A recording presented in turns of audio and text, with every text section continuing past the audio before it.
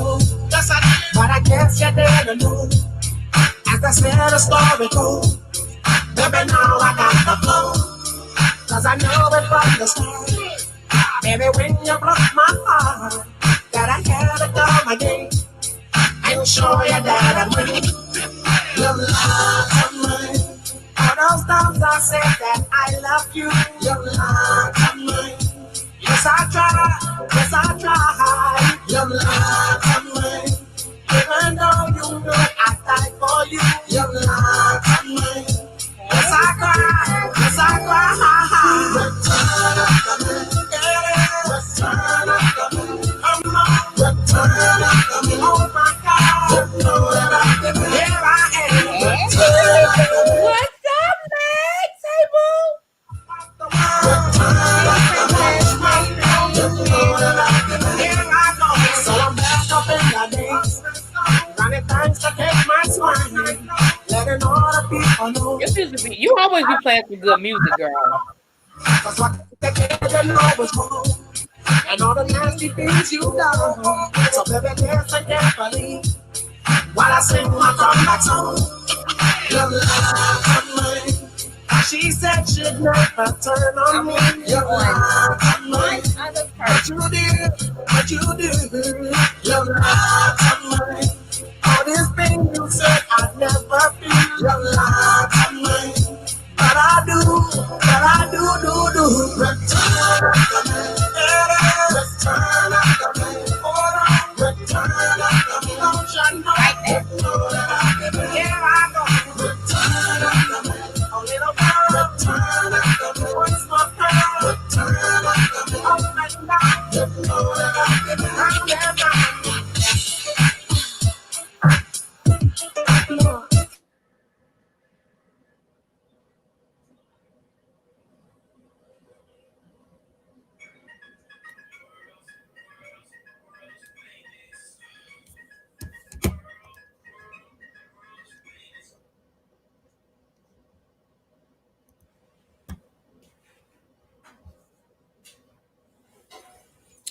Lex, you there? I can't hear you, boo. Is it me? Can y'all hear Lex?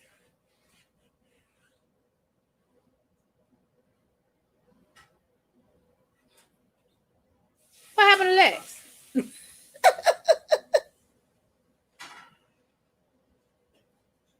Okay, we got letting all the people know that I'm back to run the show. Cause what they didn't know was wrong. And all the nasty things you done. So baby, listen carefully while I sing my comeback song. Your love of mine. She said she'd never turn on me. Your love of mine. But you did. Your love of mine. All this pain you said I'd never be. Your love of mine. But I do. Return of the man. Return of the man. Return of the man. Don't you know? Here I go. Return of the man. A little girl. Return of the man. Once more girl. Return of the man. Oh my God.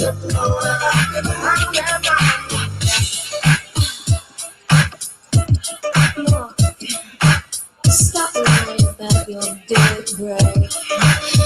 For God's sake, I need a run.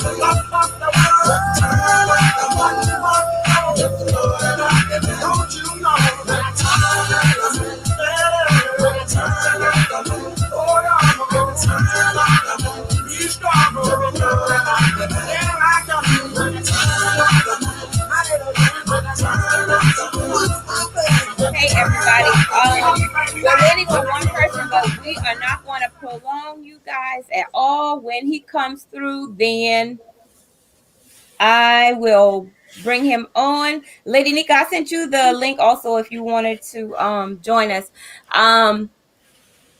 This live is not going to be a messy live. We actually have topics that we are going to discuss, and afterwards, if my guests want to discuss YouTube stuff, then we can. So how is everybody doing? Welcome, King Roman News, Purple Peach. Oh Lord, I'm good. Kwani, I'm good. Give me Shelter Lori. Welcome everybody. Okay, you're trying. All right, so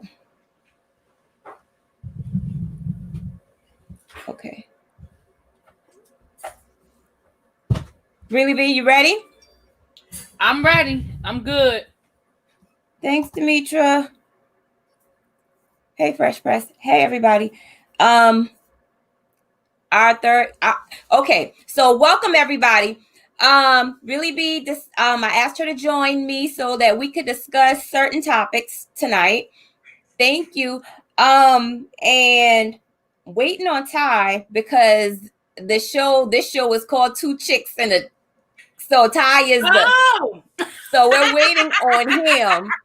So hopefully he'll be able to join us.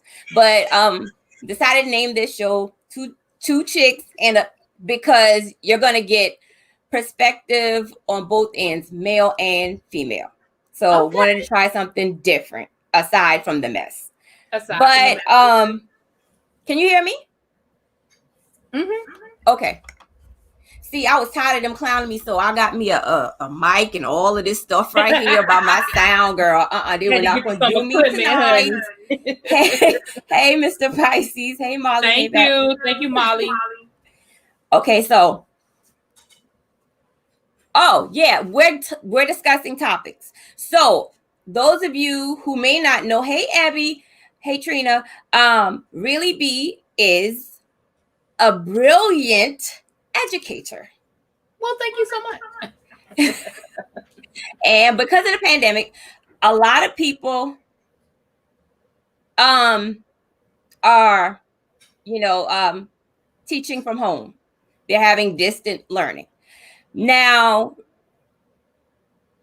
I'm trying to read the chat, but let me focus. What have been, do you think, since the pandemic, has homeschooling been a hindrance or is something positive? What are the hiccups to homeschooling? Okay, so that's a Pandora's box. There's a whole lot to that question. The first question you said was, has it been a hindrance or help? I think I'm going to definitely say that virtual learning has been a hindrance for a lot of reasons. One, because in most places there was no plan for it. Like we continue to say, we're building the plane as we're flying, and so for a lot of places we just weren't prepared to go virtual. Right. Internet, devices, kids having devices, teachers being trained.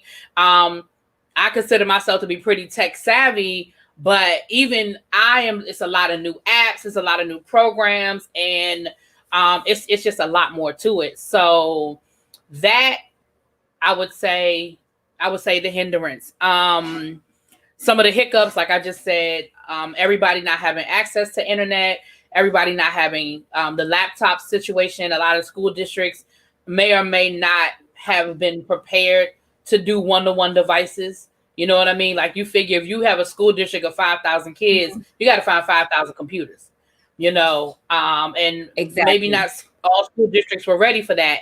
Again, teacher training, being prepared for that. Teachers being ready to teach from home, having the things to do to teach from home. Some of the, I forgot your last question now. I think it was, did you say some of the hiccups? I think I just answered that part. Demetra Lit All Day just said something, and you are absolutely correct. One of the biggest parts of this that I'm missing as an educator is that I can't be with my kids. I don't know my kids like I normally know my kids. Some of them, I don't know their faces because in my district, they're not requiring them to turn their cameras on. So for some of my kids, I don't even know what they look like. And we are in November. So that has been a really, really big issue for me and just my style of teaching and the type of person that I am. So it's just been a lot. It's been a lot, but the socialization is a big part for the kids, as well as the adults. I had a meeting today with my department, and we were just happy to see each other. It was just like, wow, it's just great to see y'all, and it was still on a Zoom. So it's just a lot. It's a lot. It's definitely not it's not the most preferred situation right now, but it is what it is. It is what it is. So I think Lex is trying to get our other guests logged on. So it's okay. It's good. It's good. It's all good. But yeah, and I know the parents in the chat are struggling as well. I know y'all are. It's a lot on y'all. A lot has sort of been dropped in your laps as well. So I know you guys are ready for schools to open, open back up. I know y'all are. And unfortunately, schools are starting to close down again. New York just closed schools. Michigan just closed their high schools. I think Wisconsin just closed the high school. So if you're in the area where the kids did go back to school, you probably only have a couple of more weeks, if that. They're probably coming right back home. If you really want to know the truth of the matter, they probably coming right back home. So it's a lot. While Lex is getting that together, I guess if anybody had any questions about that or any other comments, but yeah, Demetra, that is a big thing. You really hit a big issue with the socialization and just how much the kids aren't getting, just being able to be around each other and getting to know each other and all that. Oh, I'm sorry. Well, I'm on somebody else's channel. I don't do that. I don't do that. I'm not gonna plug that. Yeah. No, plug it. The Teacher Project 2.0. Yeah. Get all of your resources from Really Be El Teddy. It's just the two of you, right? It's the two of us. We have guests on there. Sometimes Discovering Dads comes on and other teachers that we open it up to. But yeah, so El Teddy and myself have another YouTube channel called the Teacher Project 2.0, where we do all education issues. We speak on everything dealing with education, and the last couple of months have really just been dedicated to virtual learning. Hey, Ronnie. Hey, Harley. Hey, everybody. What has been the craziest thing you've seen since virtual learning? I had a student one time. I had a student ask if she had to participate in an activity, and I was like, "Yeah, you have to participate in the activity. Like the whole class is doing it." And she was like, "But I'm in the shower right now." I said, "We're in the middle of class." I was like, "We're in the middle of class. Why would you be in the shower?" And she said, I lie to y'all not, this is what she said. She said, "Well, if I don't take it now, I'm going to forget to take it later." And like I said, I don't know what I was more disturbed by. I don't know what I was more disturbed by, the fact that she was taking a shower in that moment, or the fact that she said if she didn't do it, she was going to forget. Right. How you forget to take a shower? So yeah, that was probably the craziest. But it's been a lot. Let me tell you the craziest thing I've seen with my niece.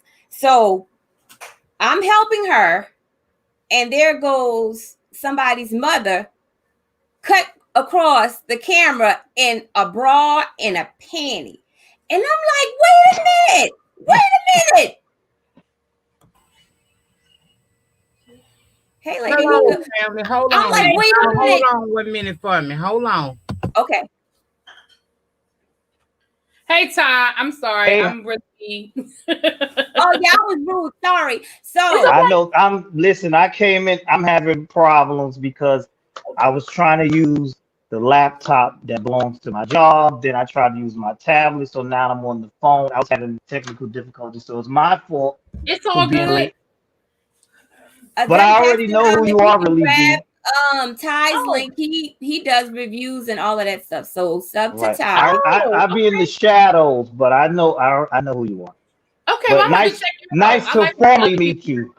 Yes, nice to fall. Yeah, I like watching other people's reviews as well as my own. So I have to check you out. Absolutely. Okay, cool. I've a lot of people that I've seen, like you said, they don't have the advantage or the resources. So a lot of parents are taking their kids to work. And I've my cousin's, girlfriend, she actually got fired. What? Yeah, because she had no help and she brought her daughter to her job and put her in the Wow. office, and she actually lost her job behind all of Dang. this.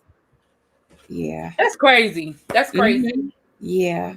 So Ty, you're a parent. How has homeschool worked for you so far? It has its challenges because I'm also working from home. So I'm at my desk, they're at their desk. You hear all the noise and the commotion. And, kids are going to be kids. My son has a habit. He doesn't like to pay attention. Mr. Pisces, don't do me now. I saw that. I wasn't gonna say nothing. Sorry, Ty. Right. I said, my son, he doesn't like to pay attention. So it's challenging because it's different. And you feel bad for kids because the kids are used to interacting face to face, but Yes. now they gotta sit in front of the screen and try to learn and pay attention. They even do the whole playtime thing on the screen. I'm like, how that's gonna work? And like, Oh wow. right. You have a young child. Yeah, I have two small children, 7 and 8. Oh wow, that's crazy. See, I'm dealing with high school kids, so I could kind of just be like, listen, but even with that, it's just still hard. It's still hard. But I have a little bit because they're older, Right. But whoo, that's a lot. That age group. Yeah. Yeah. Well, I hate to be the bearer of bad news. We're gonna probably be home this whole school year. Oh yeah. Well, let me tell you what they did over here.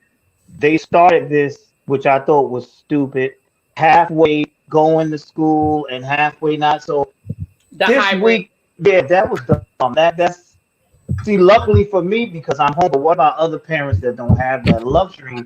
It's confusing. So now they're like, oh, we went back up 3%. There's more COVID. Oh, we're closing again. You going back home.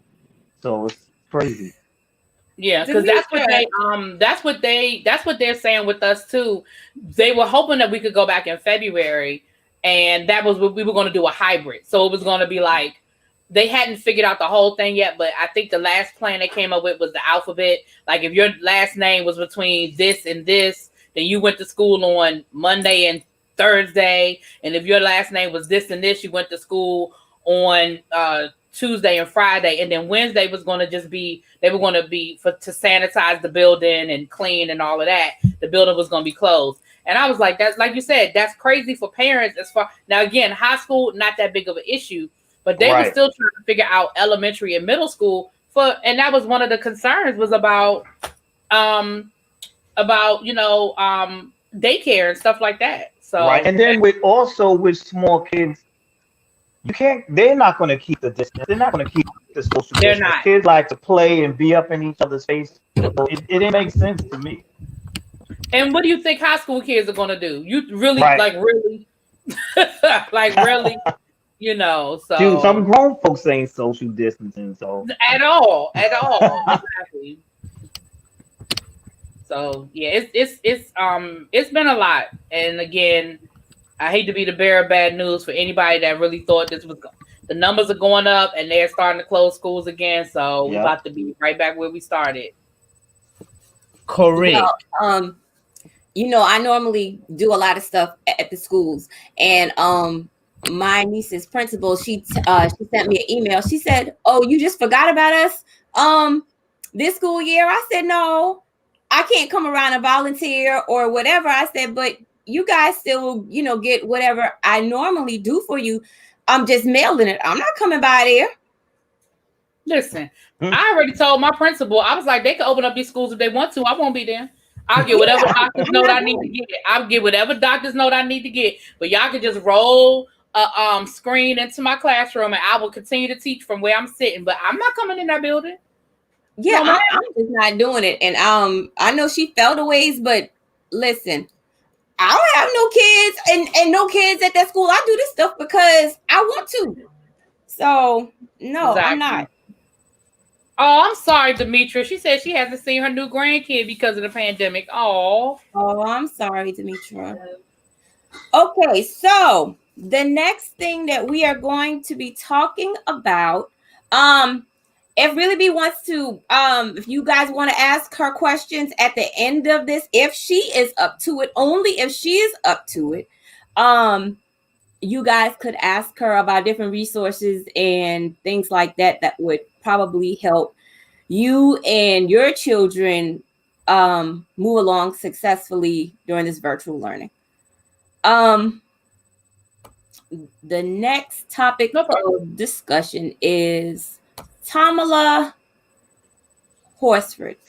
Who want to take the lead on that? I want to know why I can't say nothing about homeschool. Oh, listen up. I thought you were still mute. Lady Nika, Ty is a huge fan of yours. And he said, oh my God, Lady Nika is going to join us. The lady is here. Girl, I got something to say about homeschooling from. Oh, first of all, hey, Ty Boo, thank you. Hey, how you doing? I'm well. But first thing, you're not looking at it from a perspective of a grandparent. Okay, well, give Because us a Mm. in the perspective of a evening, we're the grandparent. ones that usually get the kids from school. Now that there is no school to go to, who do you think they go to in the mornings? And grandma got to help them with the homeschool. Girl, my eyebrows itching. Yeah, my mom is doing a lot with my nephew. My sister ended up because he was supposed to start pre-K, and she ended up sending him back to the daycare because she was like, the pre-K is only virtual, and it would have put so much on my mom because she was like, I'm back at work, his dad's back at work, basically grandma and grandpa was gonna be keeping him all day, and she was like, that just wasn't fair to them. So I understand what you're saying, Lady Nika. I understand your point because that's exactly what happened with us. Now my sister ended up putting him back in daycare when the daycare opened back up. But yeah, there's still some Really, days. it's a whole new world. I Yeah. have enough problem trying to figure out how to do my YouTube videos and all the edits and fooling with the software. Now you done put me in a position to where I got to log into this child's school stuff every day. Mm-hmm. We deal with login issues all the time. Then I have to be present for these Zoom meetings and girl, I don't want my grandbaby to ever have a slip like the child that we saw on Facebook where mama showed up naked behind the scene. But I'm getting ready for work. I'm trying to listen to what she's saying. It has really been challenging. And because of what I have experienced in these last few weeks, I want to say I really applaud what you do. All of you teachers out there, a round of applause, and I tip my weed to y'all. Okay, Well, because thank I you. could not do this every day. It hasn't even been a full, one half of the year is gone, and I am at my wits' end. I never knew. All I had to know was how to read, write, add, and subtract. Okay. Now I have been in the higher learning institutions and things. I'm a year away from having an old nasty piece of a degree myself. However, I do that online, and the structure is different. It's not the same thing as sitting with a kindergarten or elementary school kid and trying to keep their mind off the fact that they're at home. They're at granny's house. So my question as a grandparent that's a part of this virtual learning experience is what would you suggest as a teacher? What methods do you use to keep the kids completely embroiled in the subject? See, because things are happening while he's at the house. I try to put him isolated in a room with a little desk, and it's just me and him, but he's aware that he's at home, meaning that if he hear like the video game in the next room, hear his uncle come in the house, or I happen to get a phone call, it's like it takes forever to loop him back around because I feel like at the beginning he's not really interested because it's not like school to him. He always saying it's not school, it's not real school, but it really is real school. So what do you do? What would you suggest to keep him motivated to want to stay focused on? Well, first motivate him to want to do it. What would you suggest I do as far as keeping him focused? Because anything, just the smallest little thing, he's distracted. The What? doorbell rings, he's distracted. Well, that's honestly part of the problem is what you just said.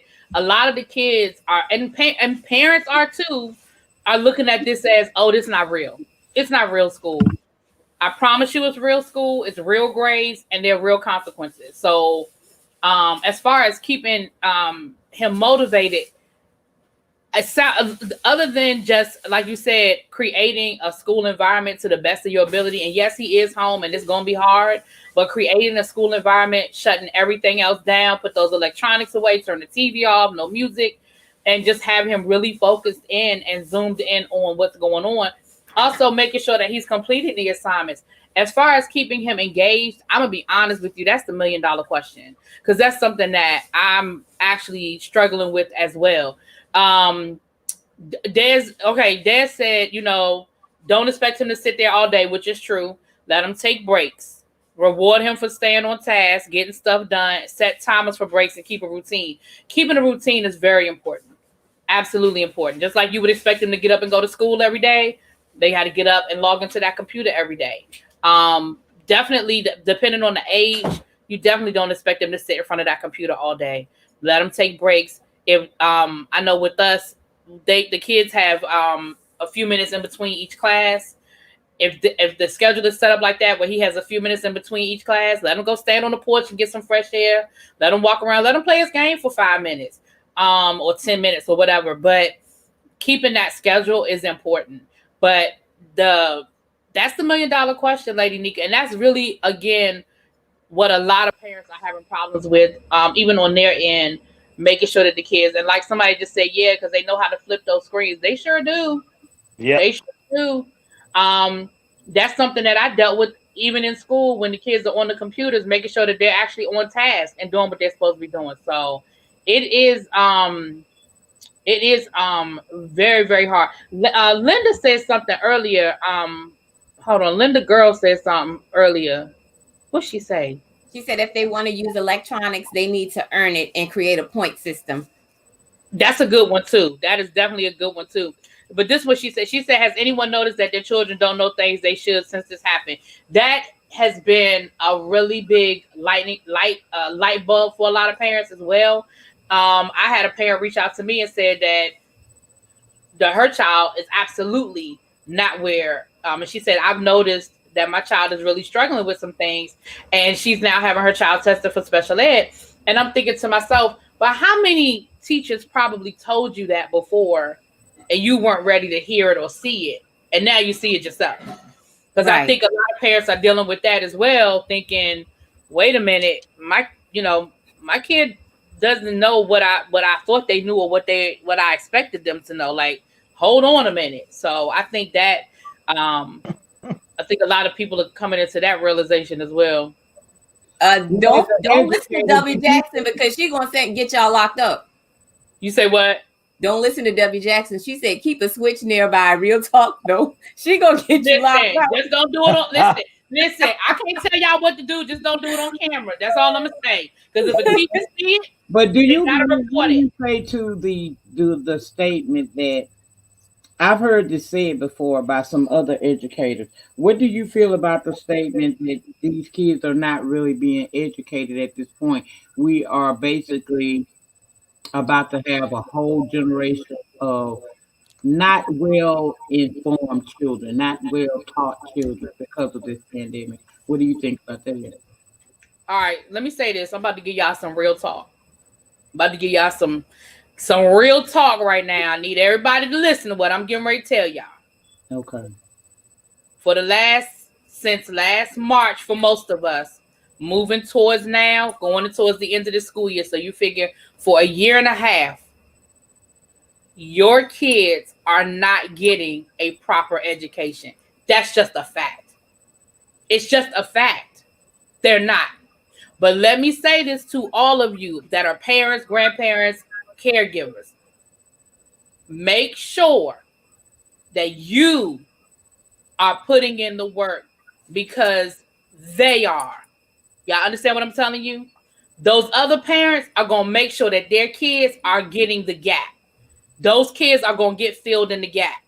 Please understand that. Please understand that. That them other folks on the other side, their kids are getting it. Mm-hmm. Because they're going to go out and they're going to find resources. They're going to find programs. And if they have to, they're going to pay somebody. So it's easy for us to sit back and complain about it, but it is what it is. The facts are just the facts. So yes, standardized testing is going to probably be adjusted for this school year. But let me tell you what's not going to happen next school year, because people have short memories. And next school year, when it's time for your kids to take the SATs or whatever their standardized tests are, nobody is going to care about the pandemic. Nobody's going to say, oh, yeah, that's right. Your kid was sitting at home for a year. So, okay, I guess they don't have to take the SAT. That's not how this is going to work. Right. Everybody's going to be real understanding right now. And probably for this year, they're going to probably suspend the SAT or they're going to adjust it. I know I teach AP and I teach IB. They're adjusting all of those tests for this year, and they adjusted it last year. But when them kids go back in that building next year, the expectation is that they're walking in that building prepared. Right. So it's real easy for us to sit back and say, well, we just babysitting our kids. That may very well be the case. I know I can speak for myself and say that I present the same information from home that I will be presenting in a classroom. Is the level that I'm getting to the kids the same? Probably not, because I'm not in their face and we're not doing hands-on activities and we're not doing those other things. But the information is being given. It's up to the people on the other side of that screen to make sure that their kids are getting it. And I'm gonna say this, there are a lot of free programs right now for all age groups. All age groups. A lot of these websites are offering free programs because of the pandemic. The Khan Academy is great. Was it ABC Mouse? Yeah, that's a great activity for young kids.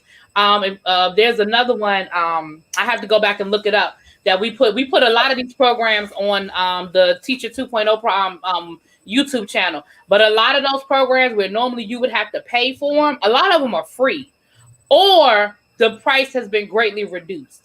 Yeah. And so, I just put it on. I'm telling y'all, like, it's easy for us to say it. And yeah, Lady Nick, I'm not gonna argue with you. Your kids are not getting the same level of education sitting at home. They're not. And what really be, that's what scares me so much. That's why I brush up on my learning. And I have a lady that's she's a retired school teacher that I hired to come and help me. Now, this is gonna push it for me as far as finances, but it's well worth it because I play a lot, down here. But one thing y'all know I have never played about is my grandkids and my kids. Their education means everything. I dropped out of school to pay for my grandson's private school education. So I'm not here to play about it. And I know it sounds like I'm getting a little upset, and I am, because I feel like this is unfair. Because what about those grandparents and those parents that can't afford it? It's a fact. Who even the free programs, you got to have a certain amount of education to even deal with them. And let's just be honest. It's not like the whole world is walking around here illiterate. We got a lot of functioning illiterate people. Yeah. They're ill-equipped to help the kids at home. Because how can you help them when you barely can write your name? Right. That's a fact. Yep. And that's just, Des brought up a good point. Like, our education system was failing or lacking. I won't say failing, was lacking before this. And this is just sort of exposed and put a magnifying glass on a lot of the issues that already existed.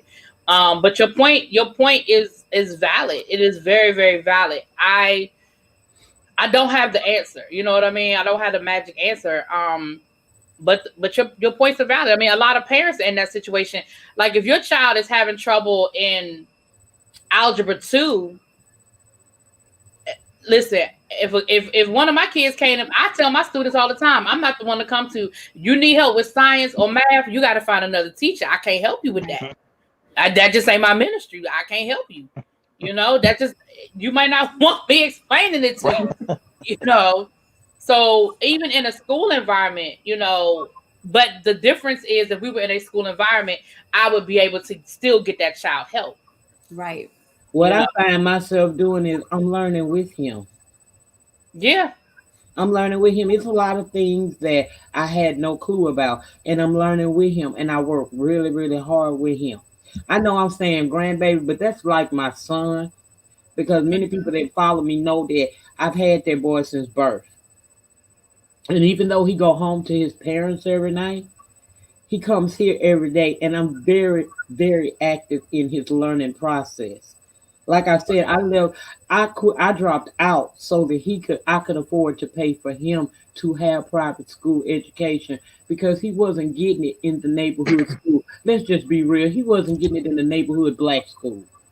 Right. So I stretched myself to make sure this boy is okay. Then here comes the pandemic, and he's made so much progress in just that 1 year at that school. I don't want to be a part of why he fall off or he don't get it. He don't get it.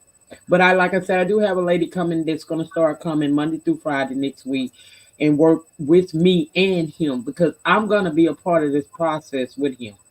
But it's very upsetting that I feel like these kids are being set up for failure. For real. They are. You already had enough kids around here who was barely learning in the classroom schedule. The setting. That's the word I'm looking for. The classroom setting.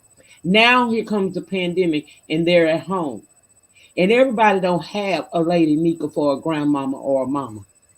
yeah. What happens to those kids? Unfortunately, it is. That's the question. I mean, I don't have, like I said, I don't have the magic answer. And again, a lot of school districts just weren't prepared. They just weren't ready. But we're doing the best we can. But I will say that, Lady Nika, you're right. A lot of our kids are being um, negatively affected. But I hate to say it like this, but it was probably the same kids who were already challenged, having challenges. You know what I mean? That's true. But then I look at it like this too, really. What about that child who may not get the resources at home because parents don't have enough time or they don't pay attention? So they go to school, and those are the kids that maybe just because they come to school every day, they have hope and they have a desire to learn. What happens to that child? Not that and I'm not trying to put you on the spot because I'm not expecting you to have the answers here. I'm really using this time as a way to voice my frustrations about what's happening because he's not behind. That's because grandma did what she had to do to make sure he wasn't behind. But now he's at home. And grandma still got to go to work because just that Zoom and all of that calls even from their private school, it's still extra costs that come with me being with him having that form of education. And sometimes I get really frustrated because at the end of his school day, it's time for me to go to work, and he has all of this stuff that he needs to do. And I know my daughter does what she can, but I'm the overseer. I'll be concerned that maybe they didn't get done right. So I'm up when I get off at 2 and 3 o'clock in the morning trying to check over the stuff because I don't want nothing to be submitted that ain't right. So when I find the problem the next day is to work on him, work with him to make sure that he truly understands. What I'm saying is eventually we will go back into a school. What happens to those kids that don't have parents or grandparents that are taking this pandemic very seriously and doing everything they can to keep them at least able to compete with the other kids at the level that they're supposed to? I don't know the answer. Because those are probably the same kids that we already been struggling with trying to figure out. Right. Because here's the thing, Lady Nika, there's a difference between parents who can't and parents who don't. And I feel like you're asking me about the parents who don't. You understand what I'm saying? Girl, I don't know. I'm all over the damn place. No, it's okay. No. I just want to make sure I understand what you're asking me because, see, let me say this, and this is going to probably piss some people off when I say this. I don't have a whole lot of sympathy for the parents who don't. The ones who can't, that's another conversation. But the ones who choose not to, I don't know what to do with that. If your child's education isn't important enough to you to make sure that you sit down with them and go over their homework and check their grades and email their teacher and respond when the teacher calls you, I don't know what to tell you. Now, if you asking me about the parents who can't because of different situations, I definitely have sympathy for that. But I wish if I had to answer, hell, we'd have a perfect school system somewhere because I would have started it. I don't know. Right. But do you think that when school opened back up, and I'm sorry, Lex, see this is what happened when you invite Lady Nika to your house, girl. I lied. But I got one more question. Don't be quiet, cause I see you, Demetri. I ain't trying to be rude. But do you think that when we do get past this and they go back into the school setting, do you think that there are going to be programs to help those? Because see, I'm not so much worried about Jalen, because Jalen gonna be all right. As long as Nika is living, Jalen gonna be all right. But what about those kids who parents couldn't help them, but they tried? When they go back into the school setting after being out so long, we know they're going to be behind. Do you think, as an educator, that there will be programs implemented to help them catch up? Let me say this. What I can say is this, and I can't speak for every school system in the world, in the country, but what I can say is that most school systems probably will. Most school systems probably will. Okay, I'm gonna shut up for a minute because I done been talking a long time. But what have I said? So D what have I said that makes you think that I have a biased outlook on kids failing? I don't feel like I've been. What have I said that make you feel like I don't care about kids that are failing? Because I don't think I said anything to make you feel like I don't care about kids that are failing. I'm just trying to give y'all the facts about what's going on. I don't know. As an educator who's been doing this for many years, I respect the fact that I appreciate the fact that you're willing to talk, to have this discussion with us, because I don't get a chance to be vocal when you and L Teddy go live. Most of the time, y'all go live on a Saturday morning. I'm at work. I can't get in the comments and ask these questions. So the fact that you're opening up yourself to this, to at least answer some. No, that's fine. And I'm not even offended by her comment. I just want to know what I said that made her feel that way, because I'm just telling y'all, listen, the difference is if you want me to coddle you, I can coddle you. But if you want me to tell you the facts about what's going on, I'm telling you the facts about what's going on.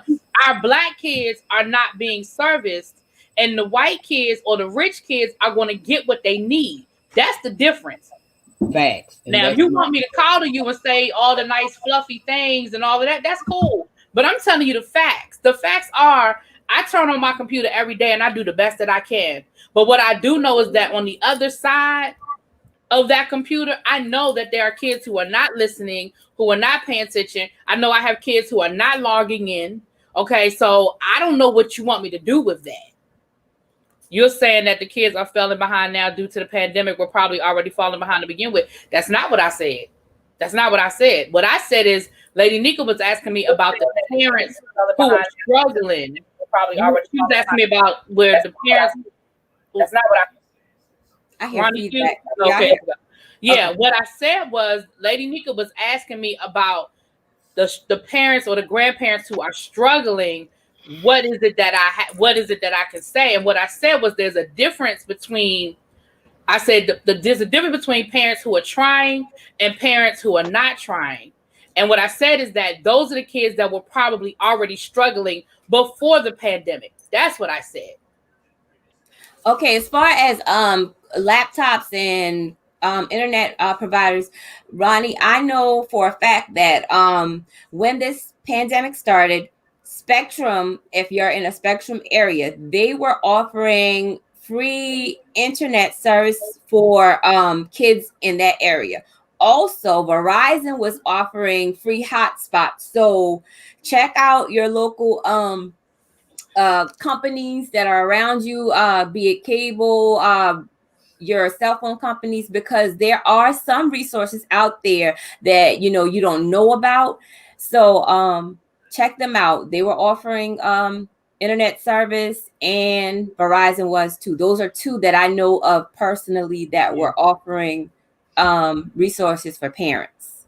Yeah. I know in my district, the library, you could check out hotspots from the library. I know that I don't teach in Baltimore, but I know, like you said, I think it was Spectrum in Baltimore was providing free, and a lot of places were giving free internet Right. for parents. They did And I that in know my that the area too. schools, yeah, and I know that the schools, again, I can't speak for every school district, but I know in my school district, the kids could come pick laptops up, and most of the school districts around me, they once when the schools closed, once they kind of figured out a plan, then they had pickup dates where parents could come and sign a laptop out. They did the same thing at the beginning of this school year. And as far as I know, go ahead. Not to cut you, but I think that's going to come to an end too, because I've read one of my girlfriends, she sent me something that made the news in her area. When the pandemic first started, the parents signed out the laptops and the MacBooks and stuff, and they never returned them. A lot of those things ended up at the pawn shop.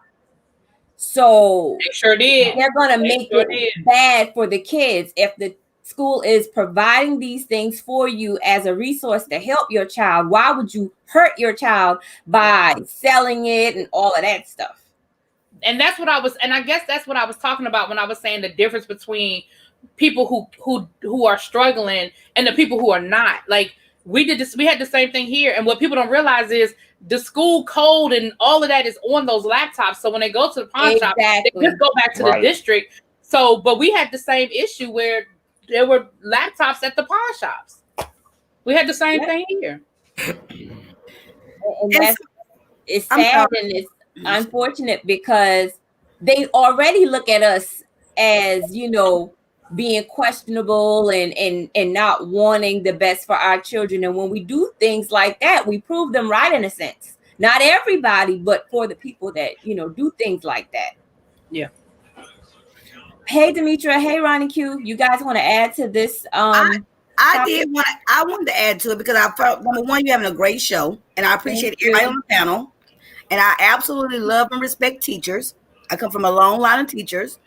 I came on for a couple of things. Like, I'm in Texas, right? Mm-hmm. And even from, not my oldest girl, but by the time my youngest, and this is years between them, 12 years. By the time my oldest boy went into school, and he was in second and third grade, I have not seen a school book come home since that time. And in Houston, where I'm at, and my kids went to pretty okay good schools, right? These kids weren't even bringing home freaking books. You understand? It was already more of a virtual situation, right? Which I didn't understand, even as a parent. How can everything be sent home with computers? What if you don't? I had a computer, but what if you don't have a computer? This is before the pandemic, right? They was not allowing my kids to bring home no books. So even as a parent, and I did have my children at this time, that's what I'm talking about, right? Even as a parent, before the pandemic and before all the virtual learning, I was given the job to try to help my children with homework and stuff with no books. No books. They would just send home what is called photocopies and like worksheets and stuff like that. Right. And in the last 3 or 4 years, and especially the last 2 years since my oldest hit middle school, everything has been online. Okay. So the same things, yes, now everything has to be virtual, but the same type of issues we're dealing with now, because it's mandatory. In my school, it was still an issue, but you had to get adept at using technology in order to help your kids. Whereas you didn't have no paper stuff to look at when you helping your kids. And then not only that, the whole style of learning. I'm 43. The way they teach kids math now in comparison to how they taught kids with me, it's totally different how they tell you to think it out and do. So as far as parenting, you have to keep a hands on period point blank. With a pandemic, without a pandemic. It's only as much as you keep up with your kids' shit and stuff and what's going on, as much as your children gonna keep up on it. And so when really B said it's about the parents who are invested and who not invested, that is a true statement. Everybody, and that is to me the single biggest problem with it being virtual learning, because we do understand in our communities and other communities, but in our Black communities, that we have parents who not able or unwilling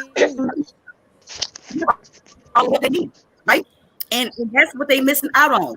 Like when Willie B say she don't even see some of her kids' faces, those are the type of things that good teachers in a classroom setting, they're aware of the child in the back who not understanding, ain't saying nothing. They're aware of the look of confusion, or when somebody they know when a child they able to assess it more hands on and direct in that classroom setting.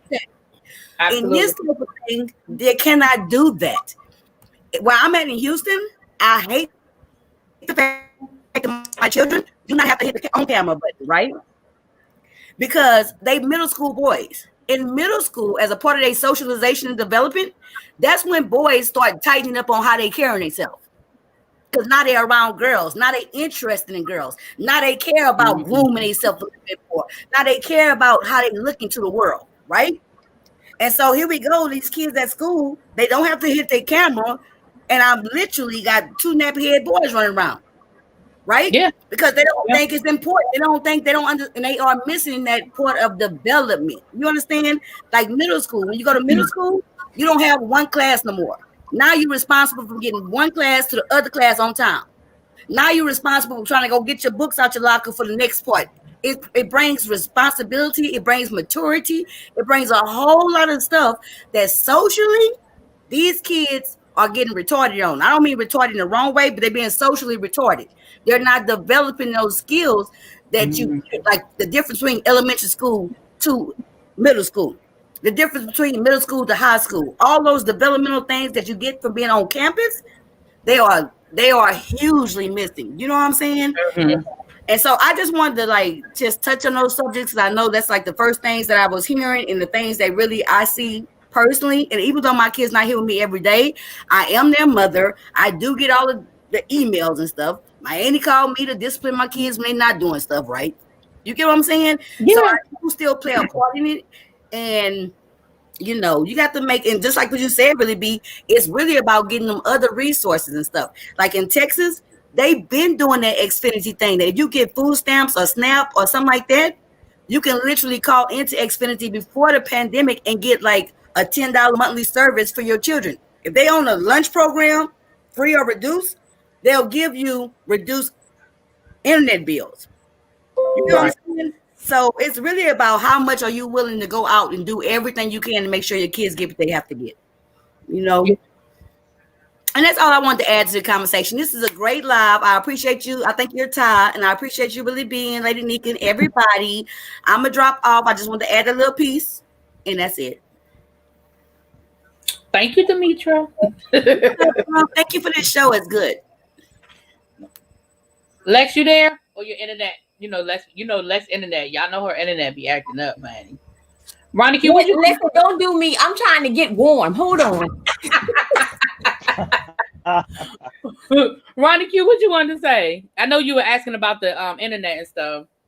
Hi, panel. Nice conversation you guys are having. Yeah, I wasn't sure how that was working out for people who didn't have the money to, get internet service and things like that. People do different things with their money that, may not be advantageous to their children's learning. But I wanted to know, was there actually something being done to ensure that these kids had the things that they needed to learn? And another question I have is, a lot of different school systems where the parents are more affluent have already had access to this type of internet learning. Their kids are astute on computers and all this type of stuff, whereas a lot of poorer children are already behind the curve on technology as it is. And I just found it really interesting that there was money, if there are being given computers and things, that money was instantly available to give these children what they needed a long time, even before the pandemic, as being astute in technology and stuff like that. I think that should have been given a long time ago.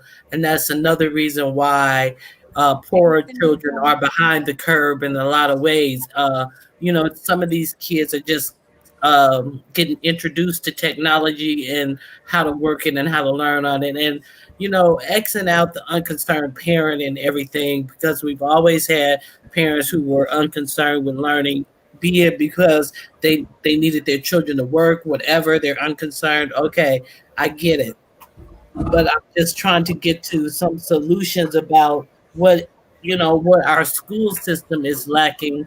And I wanted to know, how do you feel about these standardized tests that they give children? Do you feel that it closes off more areas of learning for the children, or what? So standardized testing, they have a place. I don't think that standardized tests should be totally thrown out, but I do think that our kids are over that they are overly tested too much. I know that wasn't grammatically correct, but they definitely are tested too much. It's funny, we actually had this conversation last week on the show, but they're tested too much, I think. And I think that when you started connecting money for the school systems, when they started connecting school systems money to how the kids did on the test, then you changed the dynamic of the initial purpose of testing. The initial purpose of testing was to see where the kids were. Did they learn the information, and how do we make sure they get the information? But when you started connecting money to it, so school districts got more money based on how well their kids did on the test, then you changed the whole trajectory. You know what I'm saying? And so that part I have a problem with. Yeah. Well, I'm glad you said that, because I served on a school board. Okay, so in one district, the kids at the predominantly white school, they didn't have to take the same standardized test as the kids in the rural area. Oh, that's interesting. Yeah, very interesting. It actually, there's a lawsuit filed about this situation. But anyways, yeah, that's yeah. So the people in the other district, I'll say District 4, between District 1 and District 4. Well, District 4, they pulled a stunt on District 1 kids. So about 3 years ago, they snatched all of those kids from the district in the rural, area. They shut down the middle school and the high school. And now those children are being bused like 35 miles to District 4 now. So District 4 closed down the middle and the high school students. And now the kids that are mixed in with District 4 kids, District 1 kids are getting subpar education, while the District 4 kids are getting the resources from the schools that they closed, plus the kids that were there. I could tell you a whole lot, but there's a lot going on with this situation. Like I said, there's a lawsuit. It should be. That's crazy. Yeah. And I have a question about these tests. You said there was a difference in the tests. They got different tests, but what was the difference? Was one easier to pass? Was the one for the white school easier? What is the difference? No, they did not take those testing that the kids in the rural area were required to take. So when it came to giving school report cards, the school report card for the kids in the rural area was, a failing report card versus the kids in District 4, because they didn't have to take the same standardized testing. And I always question that. Okay, why are your kids exempt and these children, aren't? So it's all about politics at the end of the day. Yeah. And when that school closed, my mom told me, she said, "Oh, girl, those white folks gonna get you. You better stay out of these people business and stuff like that." And I'm like, no, I'm not doing that, because if we don't say anything and we don't fight for them, then who's going to fight for them? And and it's just unfortunate that stuff like this is happening.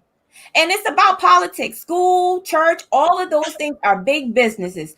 And when that school closed, and those kids, that August, when those kids had to be bused down the road, I said, well, listen, don't send your kids, because the first 14 days of the school year is when they get their funding. Don't send them. Boycott it. I mean, That's bring crazy. national That attention sounds like to some what's old going on. 1970s stuff right there with Right. the busing. That's Yep. crazy. Right. And it's still going on to this day, and it's Yeah. sad. It's sad. Mahogany, you brought up a good point. That is something that the answer to your question is, again, that's a county by county, district by district thing. But the kids do definitely need to they do need mental breaks. They do need to work on their mental health.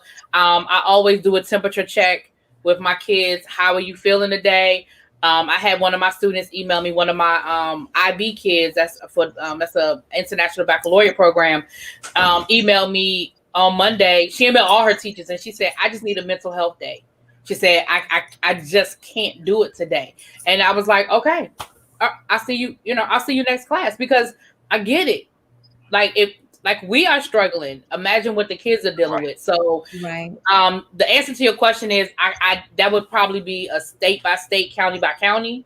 But but the counselors are at the schools. They are there, they are available, but again, it's through Zoom. You can't just go. I mean, if your school is closed, you can't just go up to the building. Again, with the schools that are open, I'm sure that there are counselors there. Are there more counselors? That's a district by district. The thing is, we don't have a universal public school system. Right. So Right. every district has autonomy. I mean, there's certain things that everybody has to do, but there are certain things that they have autonomy over and how they're going to spend their money. When we, like Lady Nika was asking, when we go back, I think a lot of resources will be put in place when we go back. But as of right now, I can't, it's county by county. Okay, quick question, and then Fifi, you can talk on this, and then we're going to move along to the other topic. But quick question: do you think now that come January 20th, when Biden is formally our president, do you think having his wife as the first lady is going to be beneficial to educators and students, being that she has a background in education? I think the intention is going to be there to say yes. How much are they going to actually get done? A lot of that, is political. So, but I do think, I think that there's going to be a voice in the room. I think that our next Secretary of Education will be someone who has a background in education. Yeah, because I don't know where Betsy DeVoe came from. I just Child, don't even get me started on her. That'll change your whole show. Don't even get me started. In her back. Yeah, but That's a whole nother topic. Right? Money. Yeah, but the thing about Betsy DeVos that a lot of people may or may not like, her whole thing was about privatizing public education. She was never an advocate for public education. So a lot of her policies, a lot of things that she's done since she's been in as Secretary of Education have been to dismantle and further destroy the system that we already have. Exactly. And the system that already needed help. Some of the names that are being floated around.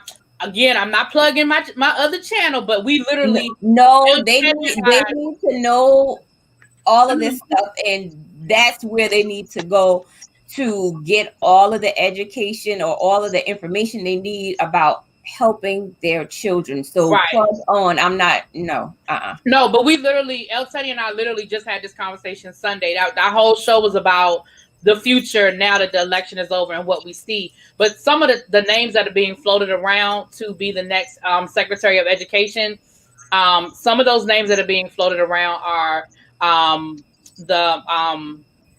Randy Weingarten, who's the president of the AFT. She's an educator. She's been running American Federation of Teachers, which is the second largest teachers union in the country. The former president of the NEA, which is another teachers union, the largest teachers union. And she's the former president. Her name escapes me now, but she's Latino. And she started off as a cafeteria worker and worked her way up. She was a teacher and worked her way through the ranks, and then she became president of the union. The guy in New York, who is a person of color, another woman out of the names are just escaping me right now, but another woman out of California. So all of the names that I've heard so far are educators. And again, these are just different articles that I've read and different online articles. Those are the names. But let me stress to y'all, the key is going to be Georgia. Y'all got to show up and show out down in Georgia and get those runoff elections, because those senators are going to have a big say, well, the say, in any of Biden's picks getting confirmed. So, we have to make sure that we have the Senate, so that Biden's life will be a lot easier with any of this getting done. But they have a long list of things they want to do. A lot of it is immediately reversing a lot of what Betsy DeVos did. And then they have a long list of things that they want to do. They want to put in universal pre-K, so that every pre-K throughout the United States, all school districts will have universal pre-K. I know that's one of the things off the top of my head that they want to do. Sounds good. Food Junkie said he's already in line to vote. I know that's right. You have to get out there. And listen, January the 5th, if you are, early voting starts December 14th. If you will be 18 before, I forgot what the cutoff date is, but you can still register to vote. I think if you'll be 18 before the end of the year, you can vote in the runoff election. Don't quote me on that year, but if you've turned 18 in the next, I think, month or so, you can vote in the runoff election. So if y'all have any nieces, nephews, cousins, uncles, children down in Georgia, they can vote too. Y'all going down there and vote in that runoff election. Do it. We need it. Yeah, we most certainly do. Fifi, you want to say? Yeah, I just was going to comment on the online schooling and schooling from home down here in Houston. They have allowed some of the kids to go back to school. So my goddaughter has middle school age kids, which I consider my grandkids, and like they're on their phones saying their teacher didn't come to school, so they just online going live. But then my twins are both in college. One is at a Ivy League college and one is at HBCU, and it's two totally different things. Because like my son, he is not good with online learning, and my daughter, she's on full scholarships and everything. They'll send her a laptop, the works. They really take care of her at that school. They send her money for what they had some kind of funding for this corona for college students. Yeah. I can't think of it. But they sent her money for that and everything. But she's good because she likes learning stuff. Even when she was in the 12th grade, she taught herself calculus, AP calculus or whatever, not AP. So right now she do. Yes, she earned that. She was in the top 2% of her class. She earned that scholarship. So like right now, she teach herself chemistry and all that. She's up. She'll go to work, and when she get home, she starts studying. I get up 2-3 in the morning. She online watching people work problems, doing videos and all that. My son is like, he just lost. He not into he need to be in the classroom. He don't like the online learning. It's not for everybody. Right. And then it's not. This one girl went to school with me. She was kind of slow, so her daughter is kind of. I'm not trying to be funny. Her daughter the same way, so her daughter would keep breaking her device because she's supposed to do online classes. And then when she is in class, the girls talk about how she hear the boys cussing out the teacher and all that. So they're doing so bad that the school requested that they come on campus and go to class. And she's like, the little girl don't want to go to school, but she already behind. So it's a lot. And she's not going to make her go, but the school want her to go. But I saw recently that they said some school districts are going to make them come back to class because the grades are too low. So that's down here in Houston. So a lot of them, they're going to turn that off. But I think the virus is going up so high now, they might end up shutting all that down. Yeah, I'll be honest with you. I think all these schools about to close back down. I give it to the holiday. I think some of them might be trying to hold out to the holidays, but I told y'all. Yeah. It's real bad here. Yeah, New York just closed down. They closed schools today. Michigan closed their high schools earlier this week. I think it was Wisconsin closed their high schools. So yeah. Yeah, I think they finna close everything back down. Right, because the cases are rising again, so they Yeah, closing they were Linda, everything back always up. high in Houston. yeah, Our governor waited to the always last out of minute to shut control. everything down. He don't want to close everything Hmm. down. He Yeah, hasn't technically ever closed everything down. yeah, Texas was always out of control, child. Yeah. Texas was Right always. now, El Paso so bad to where they sending people down there to help, and with the patients, they don't even have room in the hospitals and stuff, and they still don't want. The governor won't let them close the city down. One judge tried to do it, and they was like, no, they have to stay open. Mm, mm, mm. Wow. So Linda, your question, to answer your question, that's actually a really good question. She asked me, do I like my principal? Is my principal supportive? Here's what's funny. I have a new principal this year. And just like I don't know my kids, I really don't know my principal. I've only seen this person. I met him one time in person, and that was by accident. I thought he was a parent. I didn't know who he was. I thought he was a parent, and I was because I'm a teacher / administrator. So I'm administrator half the time. I'm a ninth grade administrator, and I'm also still teaching classes. And I thought he was a parent trying to come into the building, and I was like, "No, sir, you can't." And he was like, "I'm the principal," and I was like, "Oh, my bad." You know what I mean? Like that was how we met each other. So I don't know him. He seems like a nice guy. He seems really supportive, but I don't know him.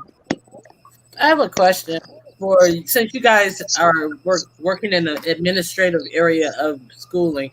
You know, I don't understand how it has become a thing where people just assume that black children are learn at a lower level or they can't succeed as much as other races when it comes to learning when history has shown us that black people created astrology, mathematics, and all these great systems that we learn in. So I wanted to know, does the testing and the lack of freedom of choice of how to teach our students play a role in uh, our kids wanting to learn or enjoying learning and knowing that they are able to learn and put that self-esteem into them about learning and about their capabilities to learn as opposed to this system where it's like begrudged and they're teaching to the test and this type of stuff. I wanted to know, do you think that the freedom to teach our children the way they need to be taught is kind of stifled because of this testing?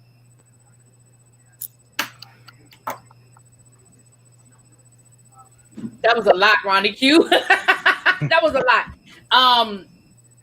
Do I think that teaching is stifled because of testing? Yes.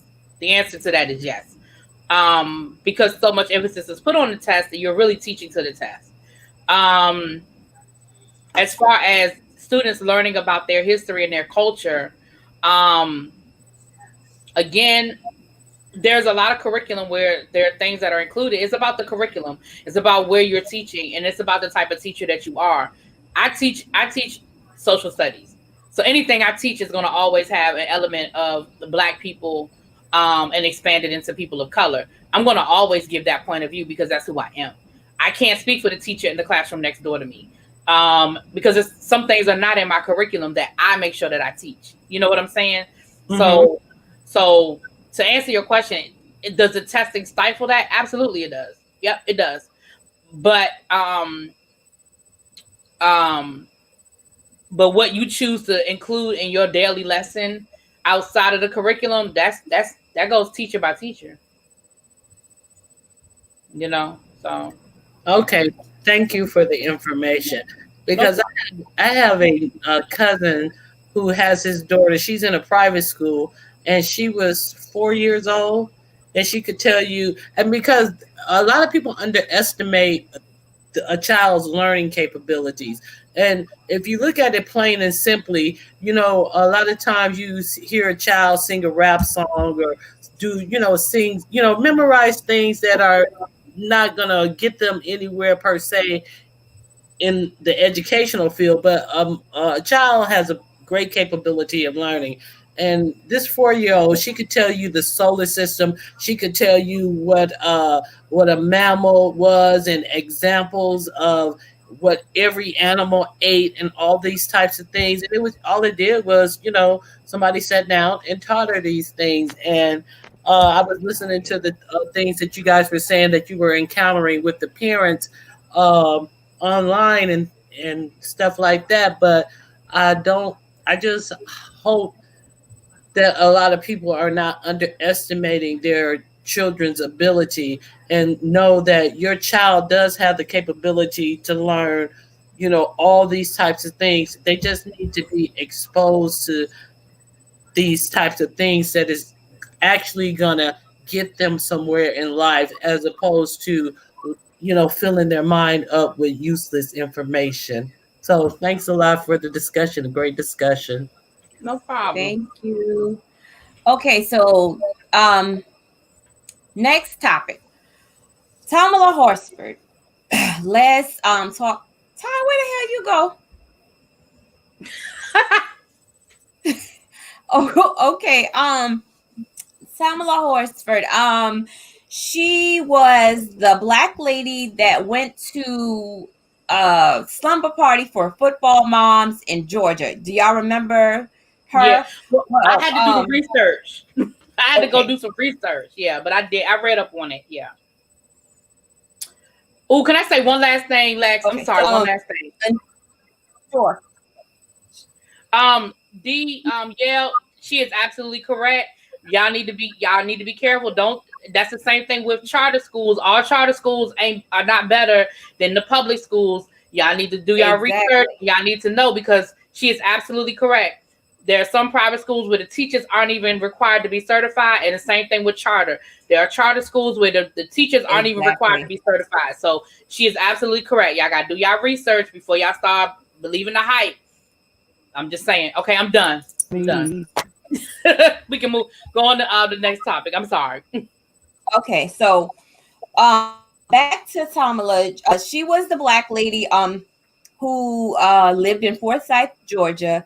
She was at a sleepover. She was the only black woman there amongst, I think it was about 6, 7 white moms or whatever.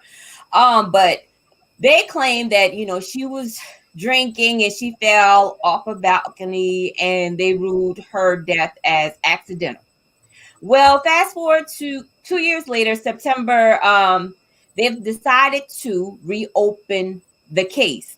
Now, since then, a couple of the people that were involved in this, they have moved out of the area. And then from what I read, there were no charges filed at the time because one of the women, I think her father or somebody was related to a judge.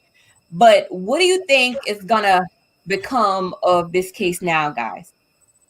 Nothing. Do you think they're just pacifying us, or do you think they're actually going to bring forth charges against somebody? I'm cynical, but with the way things have been going, hopefully they're not just pacifying us. But from the beginning, this whole thing was just suspicious anyway. Just from the beginning, it just didn't make sense to me. Didn't they not report it when she first fell or something like that? Right, they did something. Right. It was something foul, right? There was something foul, and it's just like they covered it up. And I guess now because it won't go away, I think they are pacifying us. Hopefully somebody gets arrested or something, because it's crazy. It's terrible what happened. Yeah, I heard about that story. I said they pushed that woman. They did. I believe so too. And just because the thing that kept pissing me off, every article I read kept talking about her. She was a party girl, and she liked to drink. And she was drinking. And she was right. Everything was about her blood alcohol level. Let's be clear.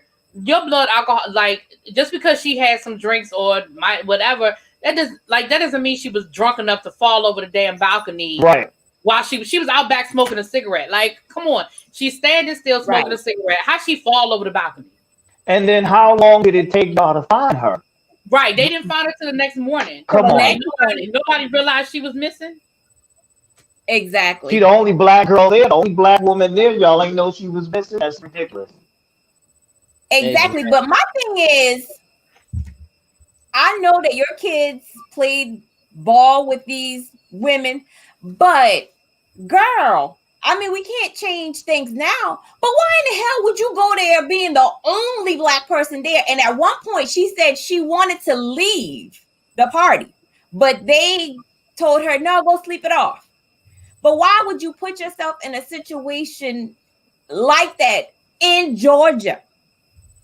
Of all places, I mean, it's like, I really want justice for her, but I don't think we're going to get it. I'm not. And I don't she think left so 5 either. kids I don't behind. think so either. So, I mean, I hate to say it, but I don't think anything is going to come out of it. There was some foul play.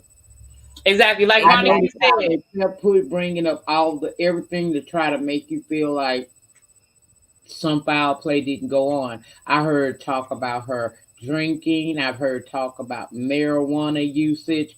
None of that matters to me. The injuries that woman sustained, how, first of all, did she sustain that being knocked off for what they say a tooth? Exactly. Right. That That's was what I was going to say. and I just don't believe at this point. I think at this point what they're doing is pacifying us. I don't think Yep. that we're going to get a resolve here.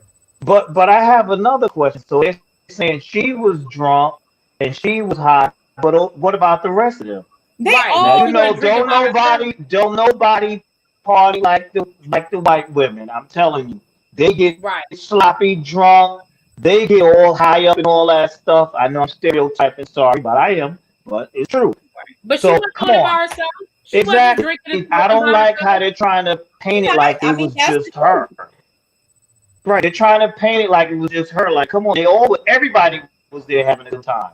How does this woman just disappear? Then, oh, we found her laying out. Come on, that whole thing is Right. suspect. And what bothers me is, okay, it was supposed to be only women, but then men showed up Oh, at the see, I end of didn't it. know that. Mm-hmm. Yeah.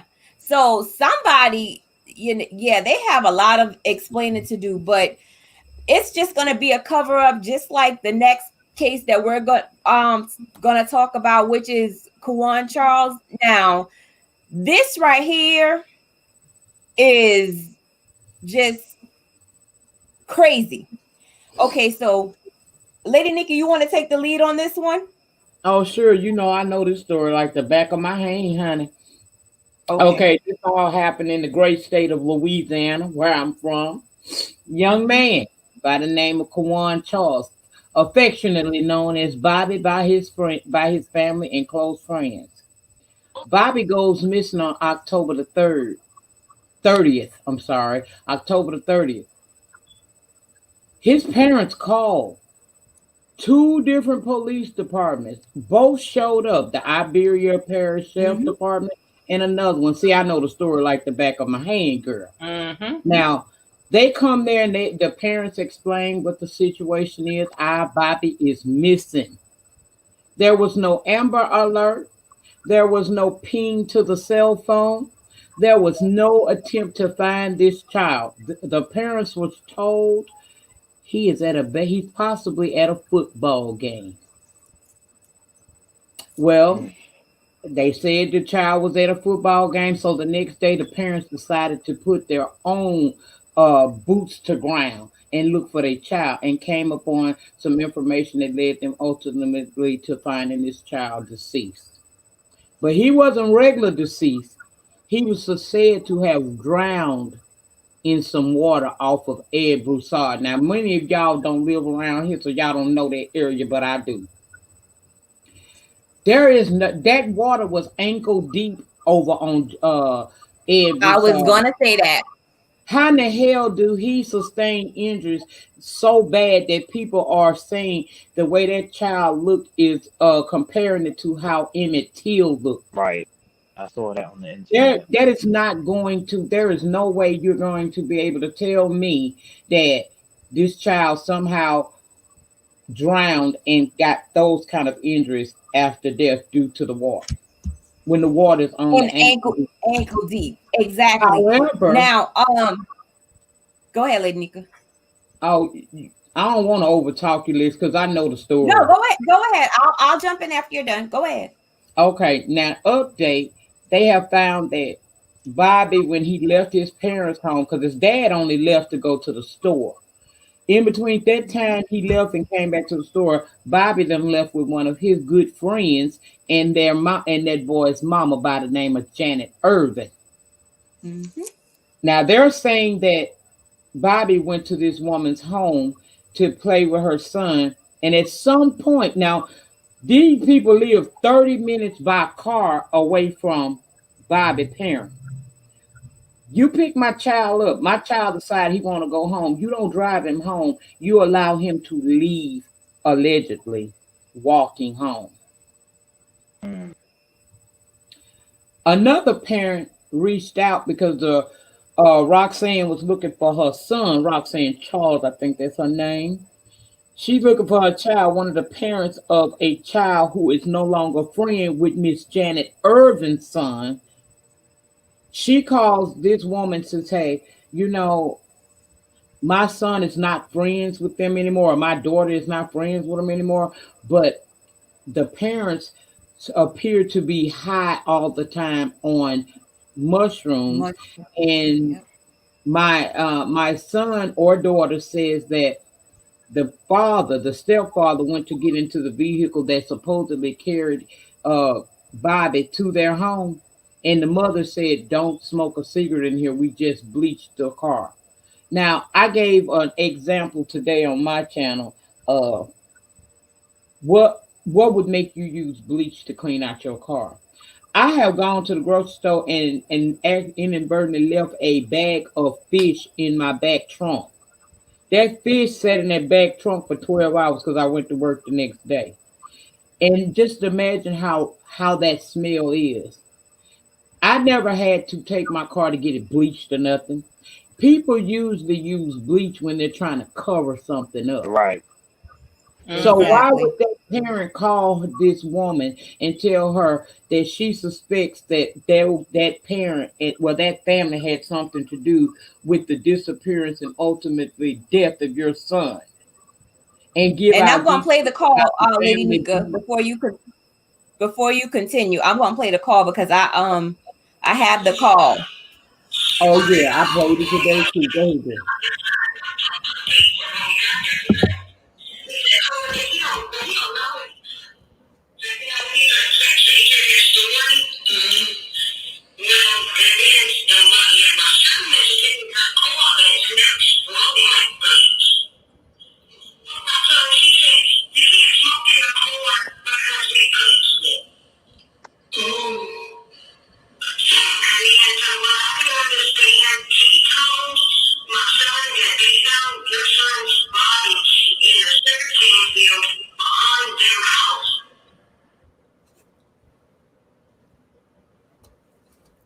Now, I don't know if you guys heard that, but it was a recording, like Lady Nika said, of a parent calling Bobby's mother, telling her that they had bleached the car and Bobby was found behind the Irving's house in the sugarcane field. Now, a lot of things about this bothers me because the police didn't take this serious. They said that they were not going to, push forward with an Amber Alert because he didn't fit the criteria. Now, the criteria is 17 years or younger, and you don't know the whereabouts of your child. Now, this is just effed up on so many levels because our lives only matter to us, not other people. And this lady, Janet Irving, she has a criminal history. And actually, they moved out of the area. Lady Nika, I don't know if you heard, but from what I heard today, they moved out of the area. Some sources says because they got evicted from their mobile home. But why weren't these people held for questioning or anything like that? The parents, they raised money for an independent autopsy. They're saying now that the independent autopsy proves what the original autopsy said as far as him drowning. But he was in ankle deep water. So how did he drown? Why was one side of his face tore up? And I don't know if I would, they would flag me for showing the face, but once this is over, I'm gonna link up Yeah, that face, that an picture article so that you I guys saw, I saw that. It so was you guys could see the face. I Go feel ahead, like guys. no, it was graphic. I feel like me and Ronnie Q, we must be on the same vibe tonight because everything she's saying, I'm agreeing with her. You can drown in ankle deep water if somebody's holding your head down, or if you are already unconscious. And then, contrary to popular belief, bleach doesn't kill everything. So even after they found Exactly. out that woman bleached her car, why the police still aren't, well, I know why they're not, because they're saying that this boy drowned, it was accidental, and they're going to move on. But even if he drowned, which I accept, okay, he drowned, but I also accept that there was some foul play involved. Like he didn't just tumble into the water and fall. I mean, and drown. Like there was some other elements there. He had help. And when you see that picture, which I honestly, it was just a glance for me, but it is very graphic, and that boy is mutilated. His face has been mutilated. Exactly. right, and they need to explain what happened to him because when you see that picture, I saw it as well. It's disturbing to look at. You can't tell me Yeah. he just drowned. Something happened prior to that. Here we go again with them just covering stuff up. Yeah. So I don't know. But it is definitely now that's a case that I think maybe they might get some traction on, because it seems like that case is gaining a little momentum with the, with the hashtags, and this is probably about the third. I know Lady Nika did talked about it on her channel. I know El Teddy talked about it. Beautiful Souls did a whole thing about it. So I'm seeing more and more people. I'm seeing it, coming across my social media. So this is a case that maybe you may get some traction on. I hope. I don't know, but definitely there are some questions that need to be asked. Definitely some questions. I agree.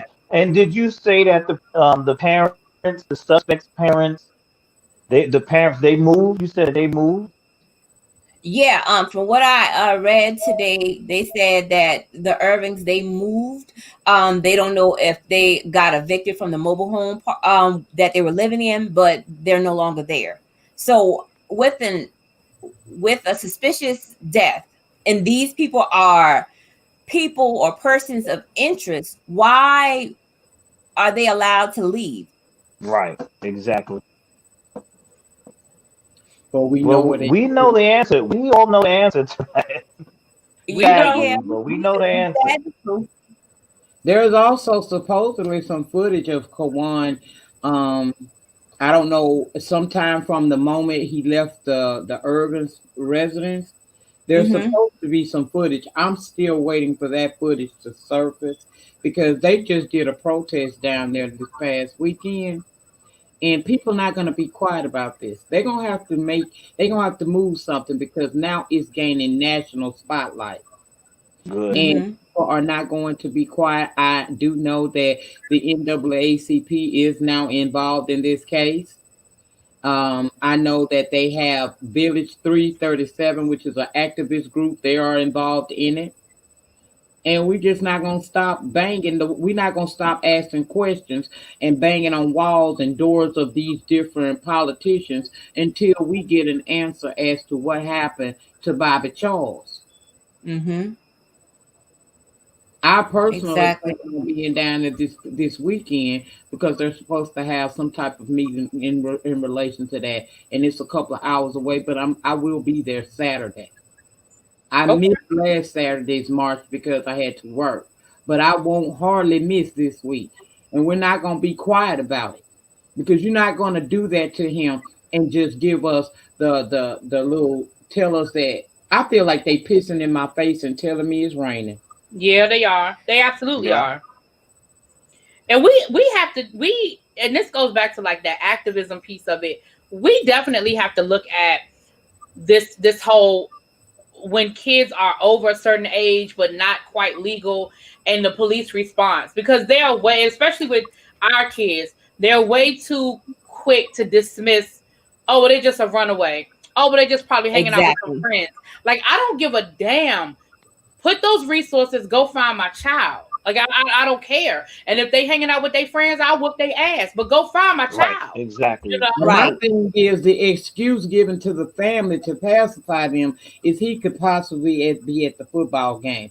So you mean to tell me between two police entities, nobody could send a car over to the high school to see if that child was actually at the football game? We're in the Right. middle of a pandemic. Let's be honest here. It's not the football stadiums are not packed down here like they usually would be.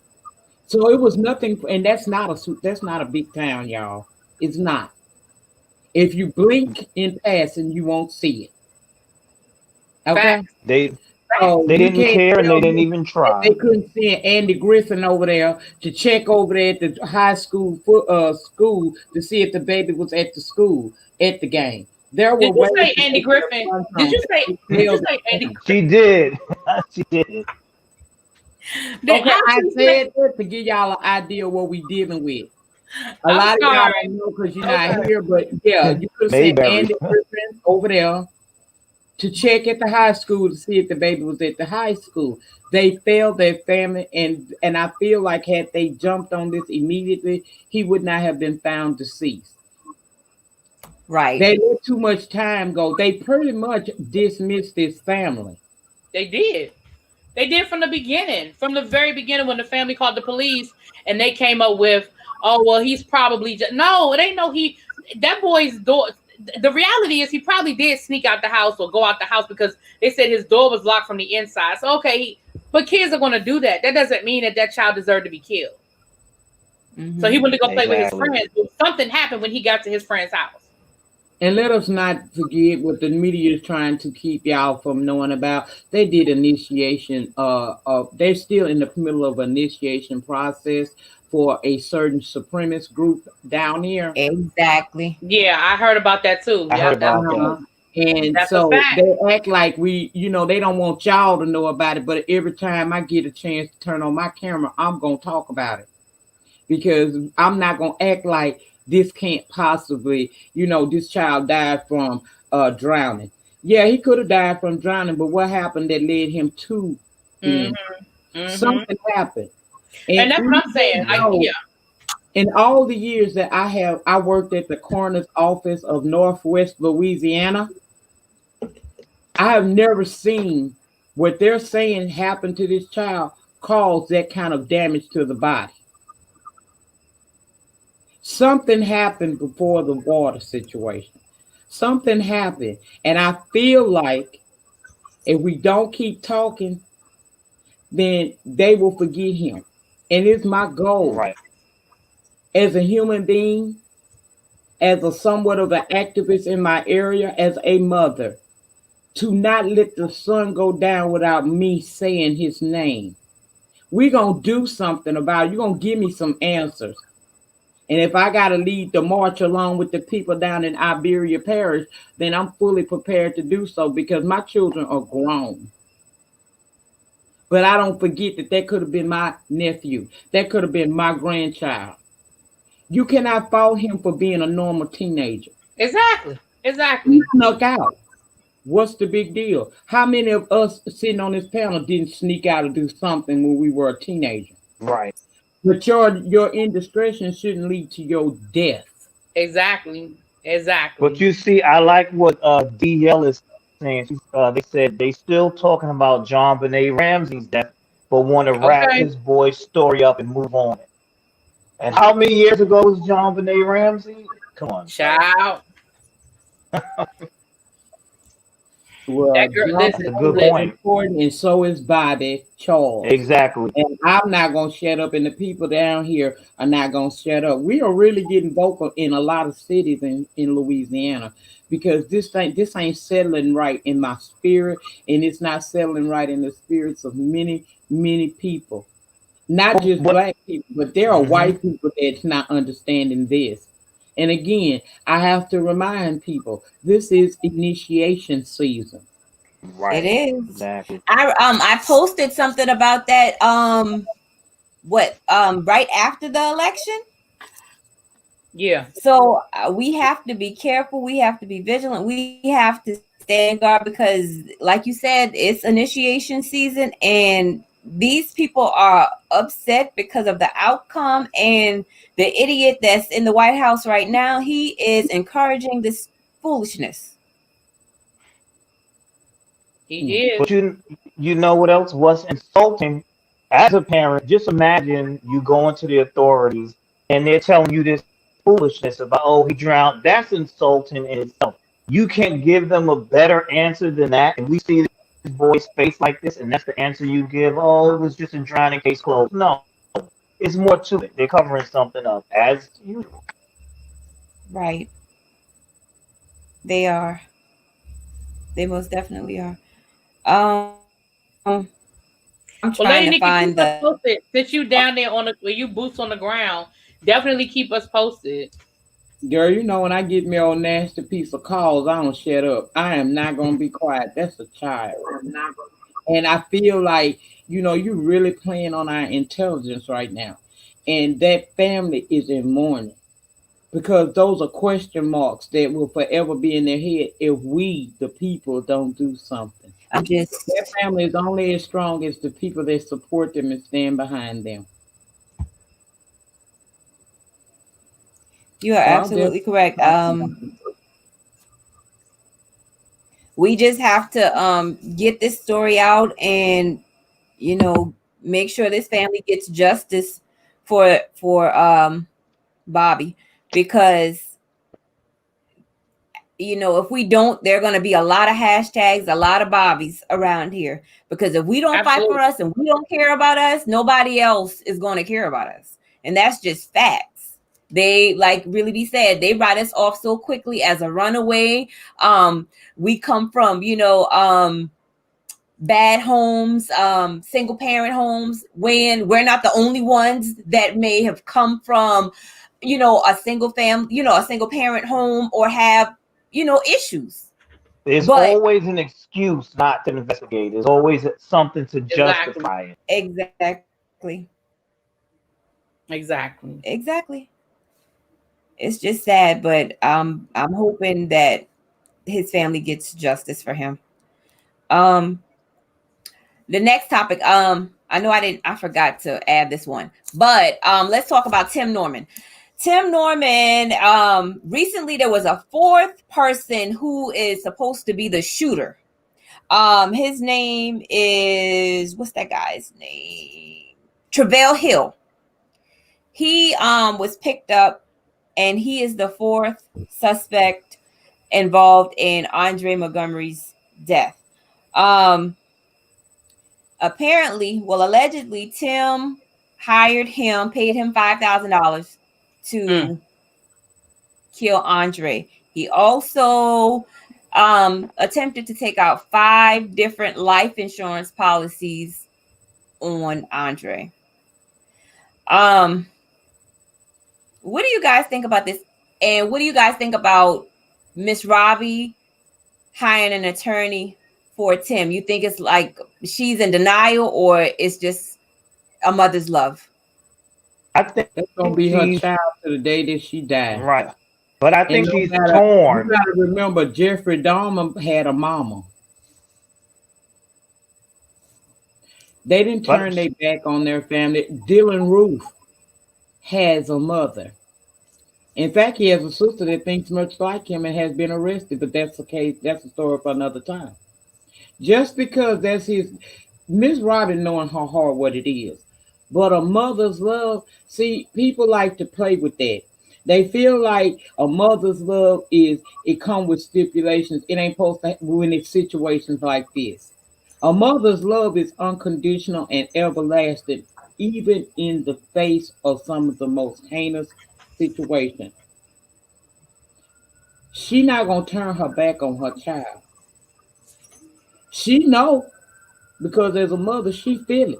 She know if she been down to that, just even hearing his voice. You know, one thing about some parents, you can ask your child, "Did you do something?" And you know by that answer whether or not they actually did it or not. So Miss Robin know what it's hidden for, but she's caught between a rock and a hard place. Do I denounce my son and help these people in any way I can to bring justice for my grandchild, or do I help my child? I think she might be torn. She probably, that's She her son and that was her grandson. Maybe she doesn't want to believe that. And so that's probably why she's paying for the lawyer. She doesn't want to believe. She probably knows he had something to do with it, but she doesn't want to believe that her own son would do that to her grandchild. And I agree with. I heard the same thing that Devontae said. He heard that Tim was also plotting to kill Miss Robbie as well. I heard that. I don't know how true it is, but I I heard heard that that as well. somewhere I heard too. that as well. I believe this. I'm agreeing with Lady Nika. Like a mother's love, like you, Yeah. it ain't nothing like it. I mean, I've seen it. I mean, I've seen it in my own family. I've seen it, as an educator.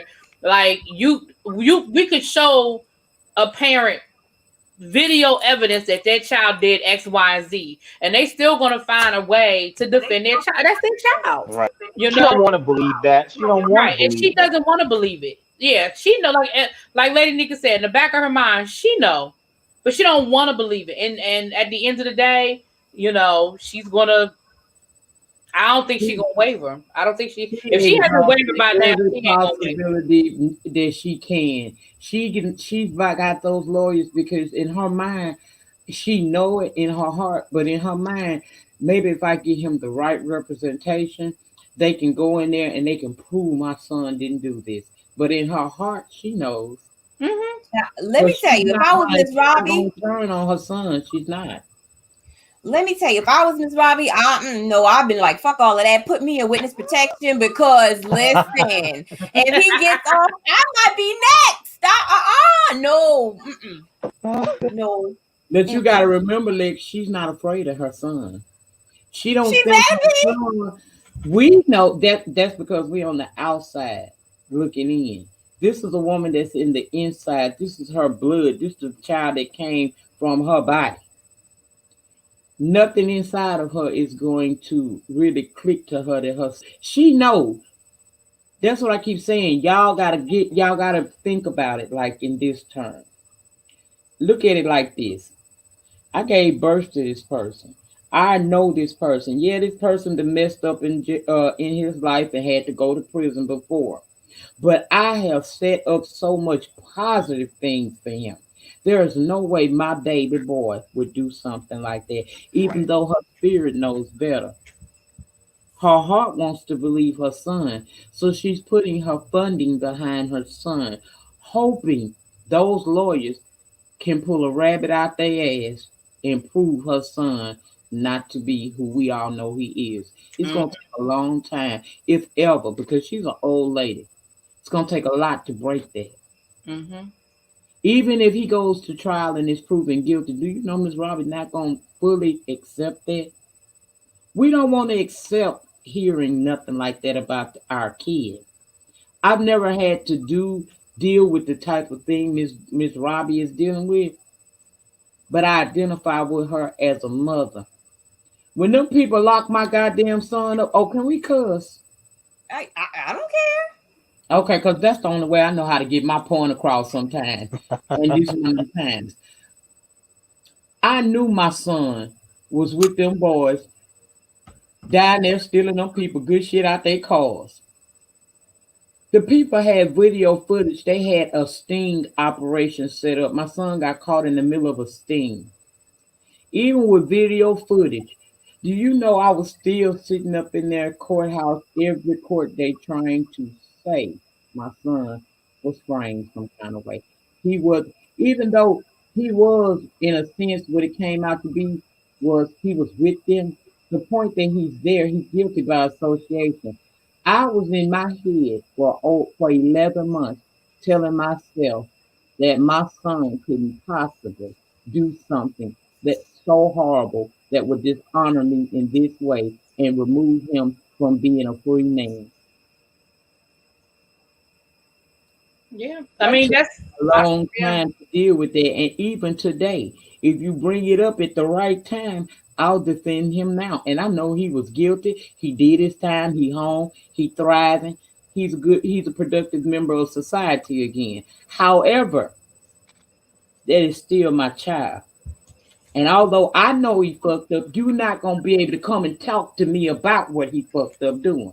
Right. Because after so long in that conversation, I'm gonna begin to do what a mother does, protect my child. I'm gonna argue with you. I might fight you, depending on what you're saying. Yeah. Okay. That's my egg. He don't stop doing being my egg because he made a foolish decision that's going to take him away from the world forever. That's how Miss Robbie's seeing it. That is still her egg. Some women, in it, most women can give birth, most of them, but everybody don't have a motherly instinct. When you bond with that child, you truly love that child for life, the rest of your life anyway. Or if they go before you, their life. So Mhm. although Miss Robin know the facts are right there in her face, as a mother, she can't accept it. She may have to accept it, but she's not ready to accept it. So right now she is grasping at anything that can possibly turn this thing around. And if getting him some good lawyers could possibly be that magic trick that gets Tim out of this, she's going to do it. Even after Tim is convicted, and he will be convicted, that woman's still not gonna turn away. She never gonna be able to fully accept that her son did that. That's a mother's love. It I don't. agree with that, Lady Nika, 100%. It just don't. Even if you know that you could be next, girl, you willing to take that chance because that's how mother love go. I agree with you 100%. I agree, but Miss Robbie, she better get some. She better get her ass in witness protection because she next. Yeah. Hopefully the people around her aren't as blinded and they are in some way insulating her or what have you. But yeah, like Lady Nika said, and don't be surprised that she's gonna be in that courtroom every day. You know what I'm saying? Like she's gonna do the whole kit and caboodle. She's gonna go through the whole kit and caboodle. Yeah, she gonna be in that court. I was in the courtroom every time. I would did a video every time I left court. I get it. If you go back and look at those videos, really be some days I was cool, some days I was cool and I accepted it. In my head, I was able to get before the people and tell them, look, okay, this is where we at. But then, girl, there was them days where I clicked that camera on and let the DA have it. I've dealt like I said in my own family, I've had conversations with family members and I'm listening to them telling me and I'm like, you know that's bullshit, right? And they like, no, because blah blah blah. And I just once you hear that, then all you can say is okay. Okay. Let me tell you a story similar. Okay, so I have a cousin. His dad got remarried. So he set his stepbrother up to be murdered. You could not tell my aunt, his grandmother, because that's who raised him, that he didn't do that. And everybody else in the family was like, okay, is she okay? Because we know he ain't shit and we know he is subjected to do some stuff like that. So why can't she believe that he did it? He didn't pull the trigger, but he set him up. And this was about, everybody, family, relatives have some dope boys in their, in their families. And this was over drugs. Okay. She got him a lawyer. He got 6 months? But the stepmom, now this lady's married to my cousin's dad. The stepmom still showed up to court for her stepson, who orchestrated her son's murder. And I'm like, child, this lady going to heaven because it couldn't be me. I mean, I couldn't. And to this day, if my cousin is in the area, he'll call and he'll say, "Cuz, can I come by or can I stay at your house?" And I'm like, "Hell no, nigga, I don't trust you like that. You want to stay at a Motel 6? Because I gotta keep my good eye on him at all times because we're blood related. But if you can do this to your stepbrother, I can only imagine what you would do to me." So I mean, I don't know. I guess I understand a mother's love because this lady is not technically his mom, but you know, she's his stepmom. But women are some forgiving people. That's true. Lex, we got a little breaking news. What happened? Bobby Brown Jr. dead at what happened? Bobby Brown lost another child. His son, Bobby Brown. Yeah, Bobby Brown. Yeah, I was just looking that up myself. It just popped up over here too. What was it? A drug overdose, or he got killed, or something? What they're saying right now is police found him dead Wednesday in his home in the LA area. Police are still at the house. Our sources tell us at this point they do not believe foul play was involved. Speaking of deaths, I haven't seen it, but I've heard it. We all know Miss Black lost a sister, but somebody else on the other side, they said that this person lost a nephew or a godchild or something. So condolences to her and her family and in their time of bereavement. But gosh, this is a lot for Bobby though. Losing 2 kids, I could not imagine at all what that must feel like. And for the lady that's on the other side that lost a family member, my condolences to you and your family, and prayers up for healing and comfort in this time, in your time of need. And that's all I have to say about that. Exactly. I mean, I can't be nasty because other people are nasty, because the fact of the matter is this is, you know, as sure as we are born into this world, we're going to one day leave. So we just have to be compassionate, even when others won't show the same compassion to you. Thanks. And that's that on that in my Brianna Simone's voice. Now let's talk about relationships. Lord. Really, B, let's talk about Erica Campbell, girl. Listen, we talked about this on my live yesterday. Let me say this. So Erica Campbell made the comments. You can't sow marriage. We say you can't sow marriage something with whole seeds. Whole seeds, So here we go. This is what I'm gonna say about that. I understand the point she was making. I understand what she was trying to say, but I also feel like you said you don't. Well, what exactly did she say? I sent it to you, didn't I? Hold on. No. Let me see if I can find it again. Because we had this whole conversation on my live yesterday, and so you can't sow whole seeds. What? Okay, you can't sow whole seeds and reap marriage benefits. Your brain and your body don't switch like that. You got to prepare your mind for marriage because it's a ministry. So, what? So, I don't get it. Is she talking about so hoes can't get married? Is what she's saying? No, I think what she's talking about became housewives. So I don't know what she talking I'm about to say. I thought hoes be winning, so I don't. Well, I think what she was trying to say is you can't be out here getting whole stuff and expect to get the reward of a good husband. But that's a lie. So, I mean. Right, that's what a lie from the pits of hell, and she knows it. That's a lie. Like, I think that's what she was trying to say.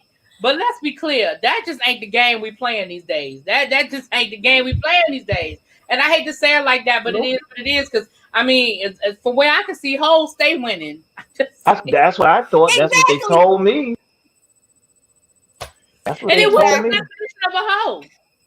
What's your definition of a Exactly. hoe? What you saying? Because I, everybody I She can ask her husband and her sister's husband because cheated on her. So but see, exactly.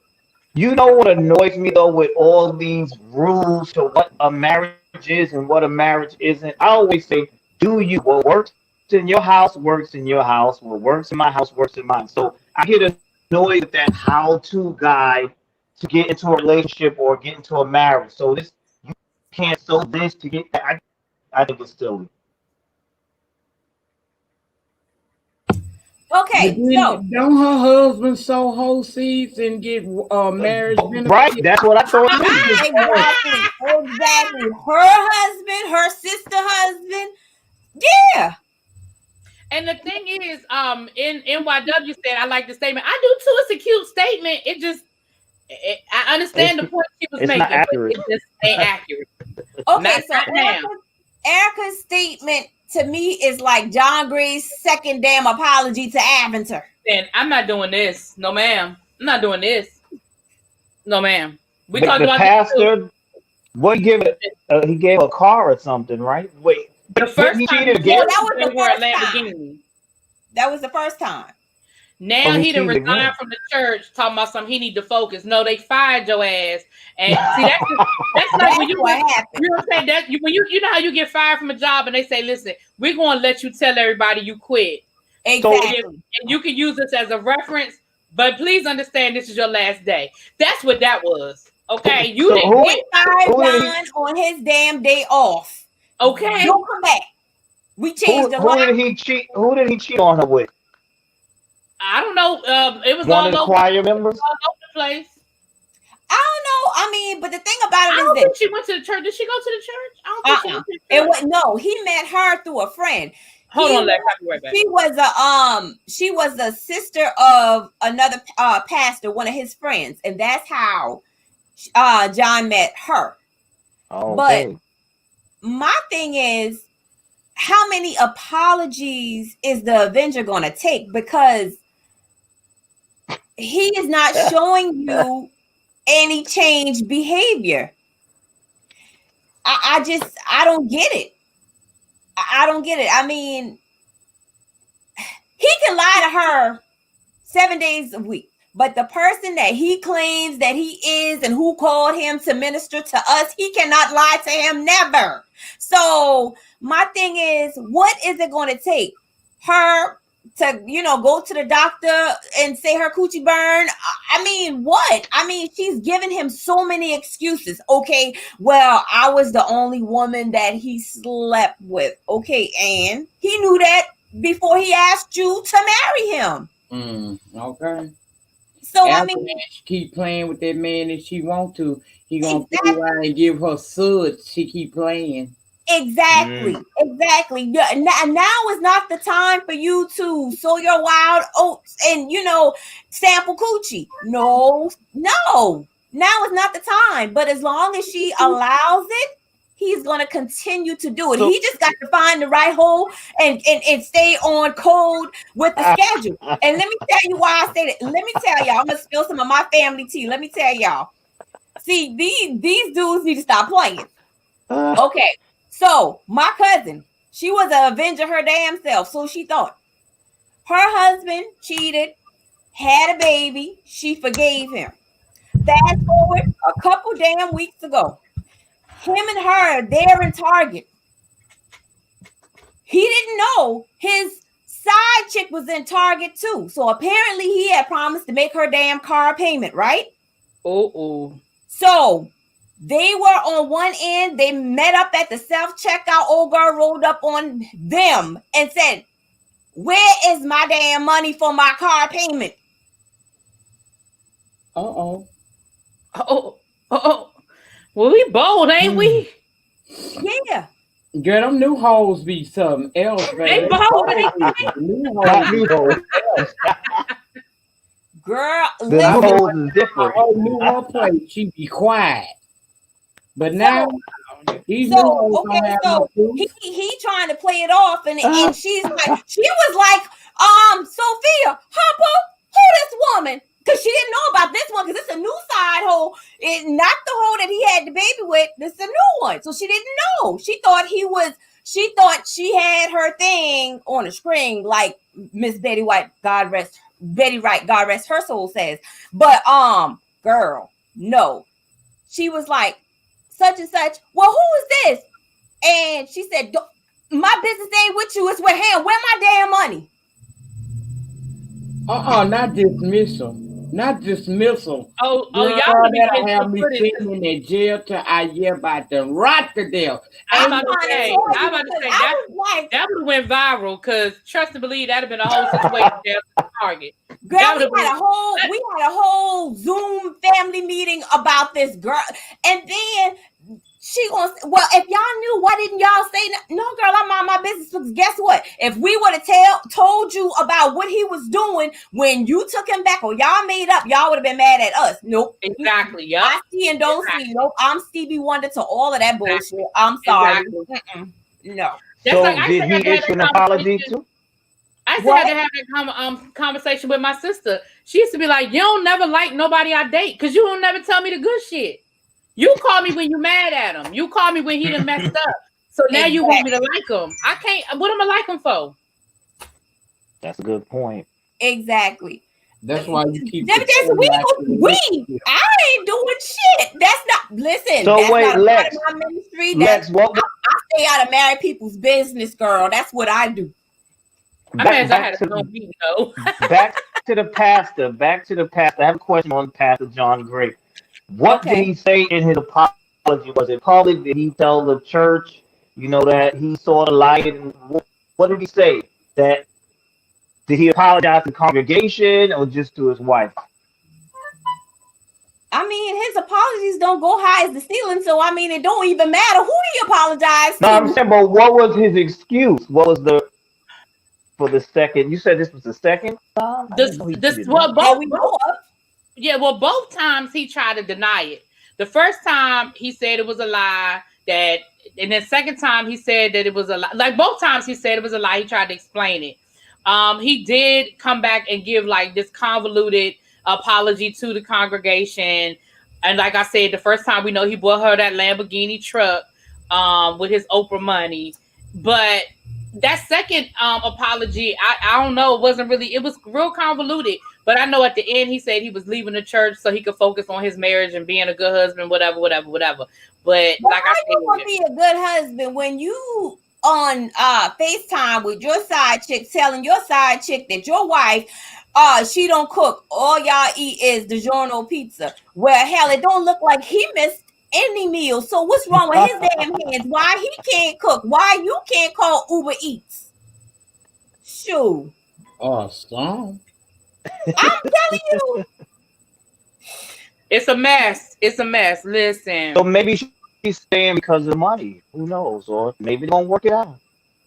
Well, where the money coming from now? Because his ass ain't got no job. Johnny ain't got no job. Oh, okay. Right. Because the church done fired him. Ain't nobody gonna take no. Like, remember, he was actually counseling couples. What couple? Who going to him for couples counseling? LaToya and Tommy. You see where the hell they at?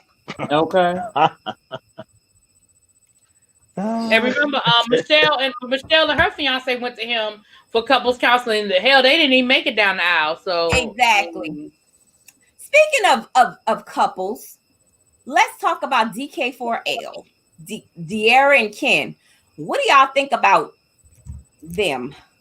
I'm gonna be honest, Lex. I tried to look them up. I don't know them people. I don't know them people. Okay, well they are like a YouTube channel or something like that, right? Yeah.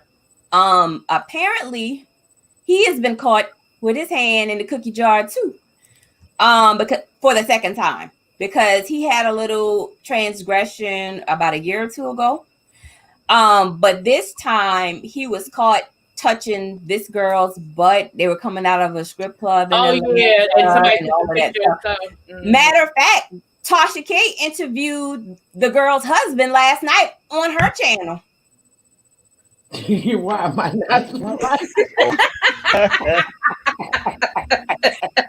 Now listen, Tasha K was sowing seeds because Tasha K said, and he touched her butt in the Me Too movement era, y'all gonna sue?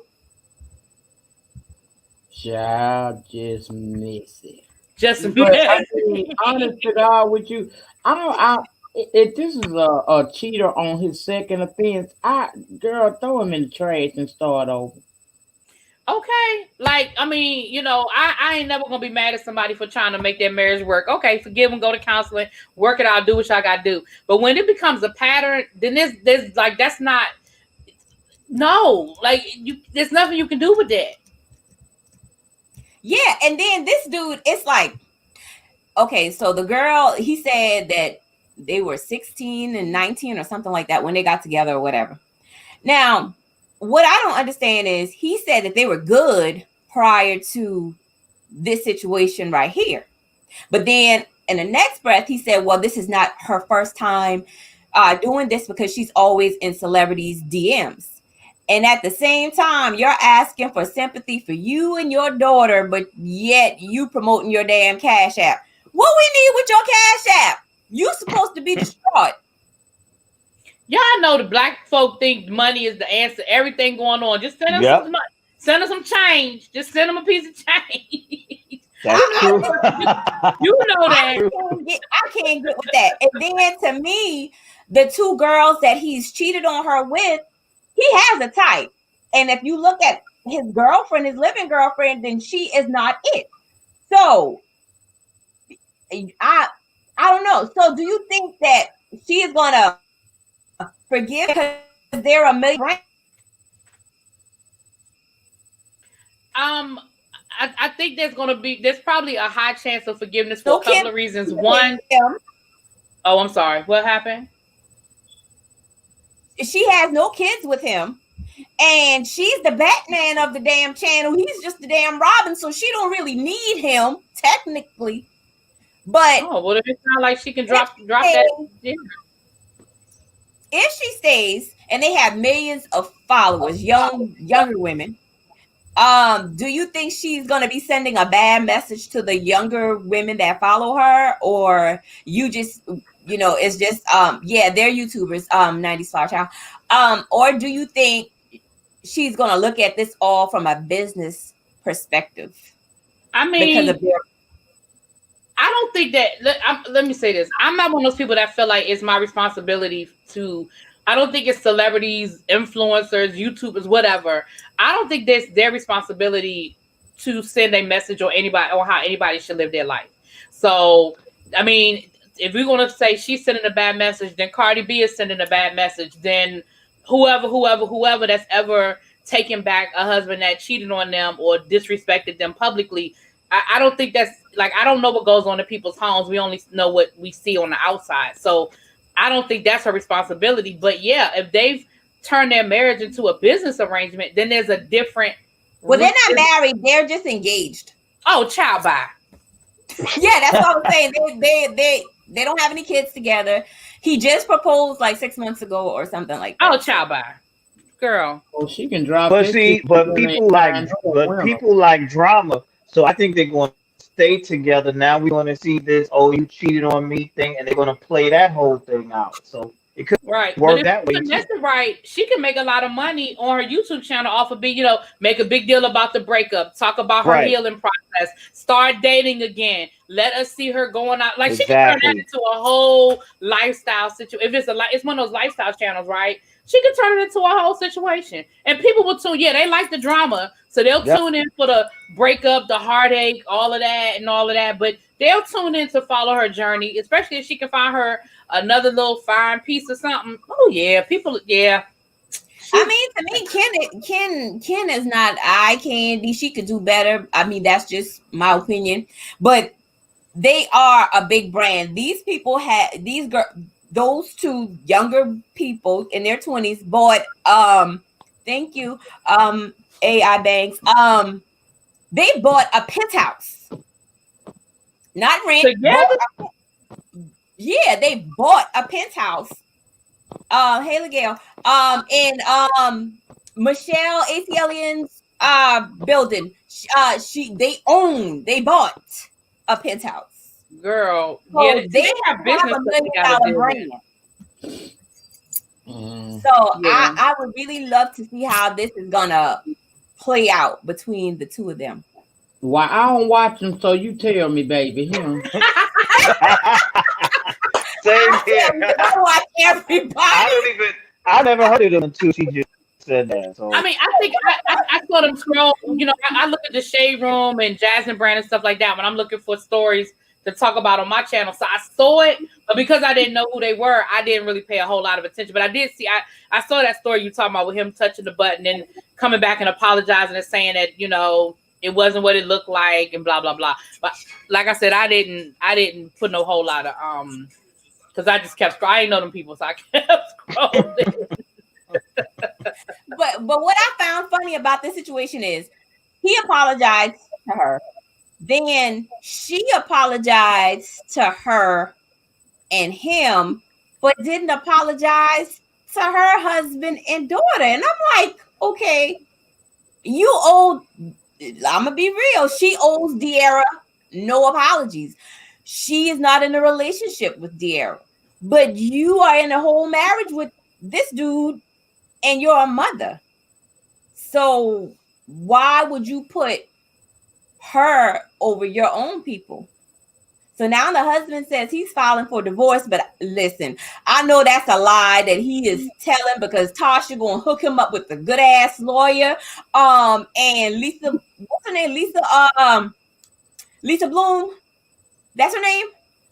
Whatever her name. Yeah, Lisa. Her and her daughter, right? Isn't it both right. of her daughter? Exactly. She is gonna help them get a lawyer, and they're gonna sue the hell out of that boy and that girl. For 50% of that penthouse because Tasha already put plant that seed as far as the Me Too movement. Child. So this is going to be very interesting. Very interesting. Keep me up to date on what's going on with them, baby, because I can't watch it. I will. Like I said, I watch everybody, so I will. Trust me. Last thing. And we can open up the panel for questions from the chat or whatever. What do you guys think about Lamar Odom and his? Now, really be don't do Lamar. The brother. No, I'm not even doing Lamar. I'm doing the fiance. Oh, okay. So, what do you think about her? My irritation is when people go to social media for temporary situations. Just because y'all had a fight. Don't come to social media airing everything out and then y'all done made up 2 days. Y'all make up less than 24 hours later. Now y'all back on Instagram booed up. Like, I put that on her. I don't put that on him. He ain't say nothing. She was the one that put out there, I can't do this anymore. He needs help. And you already know this man's reputation and that, you know, with his past struggles with, you know, drugs and stuff. And then a day later, y'all celebrating y'all anniversary and y'all booed up at the mall. Like, come on. Like, everything don't need to be on social media. Like, do you think she really is there for him or for the benefits of being with him? Or do you think she has a Jesus complex? She thinks she can fix him? I don't know. No. Lady Nika? Ask me that one more time. Okay. So Lamar Odom's girlfriend, fiance or whatever, she posted a week or 2 ago that she broke up with him because he needs help. She can't do this. They got back together and now it's like they never had any type of issues. So she know what she was getting when she got with him. It ain't like he no average Joe Blow. Everybody knows Lamar's issues. Okay. Yep. So if you jumped in that situation with him, you either gonna sink or swim. Make a decision, but don't run to social media and then a couple of days later y'all back booed up because now when you say something going forward, we gonna dismiss it. Most of us, like me, dismissed it when she first said it. Cause I was like, girl, you ain't telling me nothing I ain't already know, sis. But you're not going to leave him alone. You're going to stay because it comes with benefits. See, I'm not impressed with none of these bitches till they get past the benefit. Stop worrying about what the benefits is. You're willing to lose a benefit for your sanctity. lose a benefit. And at the end of the day, what you did was you opened everybody else up. You opened up for all the blogs to have an Right. opinion and everything. So, like, if this man really was in crisis, let's just assume he was in crisis. Anybody who's dealt with someone who's in recovery, you know that sometimes they have relapses or sometimes they just have some stuff going on. If he really was having a relapse or he really was in crisis, was that really the best decision for somebody you claim that you love? You loved him enough to marry him. Was that really the best decision? You know what I'm saying? And see, for me, from my perspective, if I was him and I was the famous one, once you went public with our personal business, it's done. Because now we're in a relationship together. I don't like people in my business like that, especially my relationship. Why are you on social media spilling my business? Right then, we'd have been done. There would have been no coming back. Because look at her, what she's doing. That's too much, right there. Why are you going to social media? What can we, the public, do for you in your relationship? Nothing. But just gossip about it. Like, what was the point of that? Okay, let me play devil's advocate. Uh-oh. Did we feel that way when Chloe went to the public, told everybody about? I don't follow them, Chloe and all them. I don't, so I can't answer that. I didn't care. And I sure did. I felt the exact same way. Matter of fact, I felt the exact same way. I'm gonna take it a step further. Not only did I feel the same way, I felt like a part of the man problem was them Argentinian, or what they get, Argentinian, Armenian. or them Armenian witches. Then that's the same way I felt. I'm not impressed.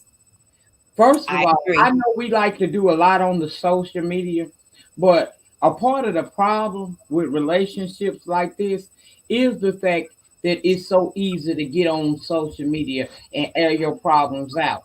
Now, the thing is, when you air your business out and you make up, we, the social media audience, we ain't made up with him yet. So if we still want to talk about him, we're going to do it. Even if you kind of embellished a little bit.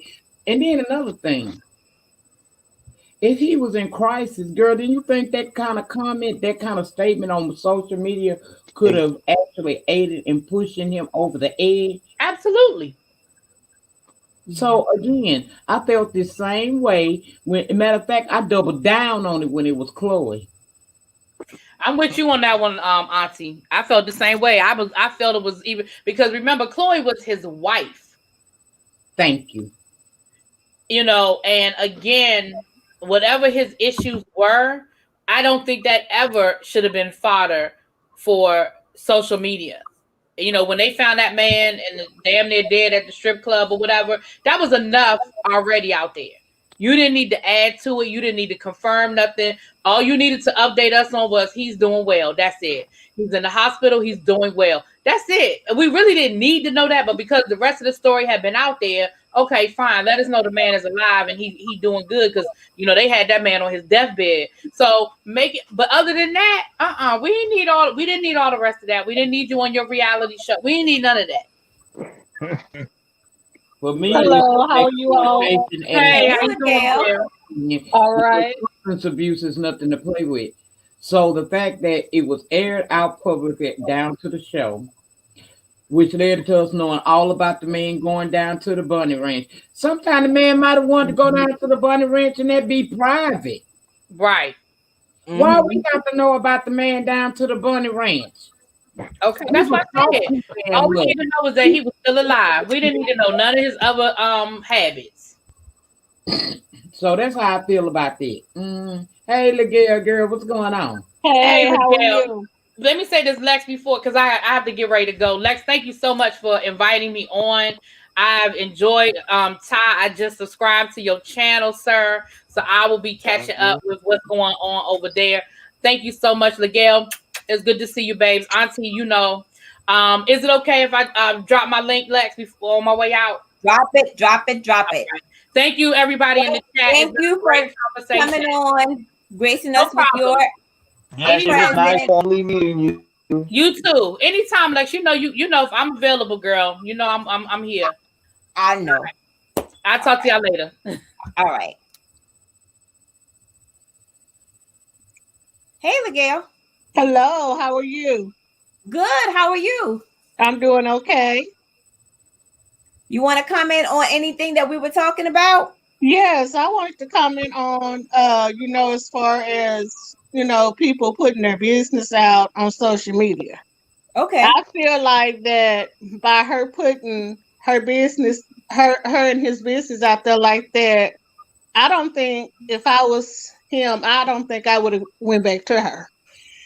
That's Because what I it's like, feel. well, you put her, you put our business out like this. And if I am in crisis, okay, this doesn't help the situation. Right. Right. I agree. Right. I mean, I I feel agree. I like said the same that thing. was something that I mean, if he in crisis, then this is something y'all should do behind closed doors. Get him the help Right. that he Or needs. tell his family or his close Yeah, friends why tell you his running family or to something social like media. that instead of Yeah. getting on here. Because I feel like to me it was she wanted the pity. Well, She see, wanted. let me tell y'all why I think she went back to him.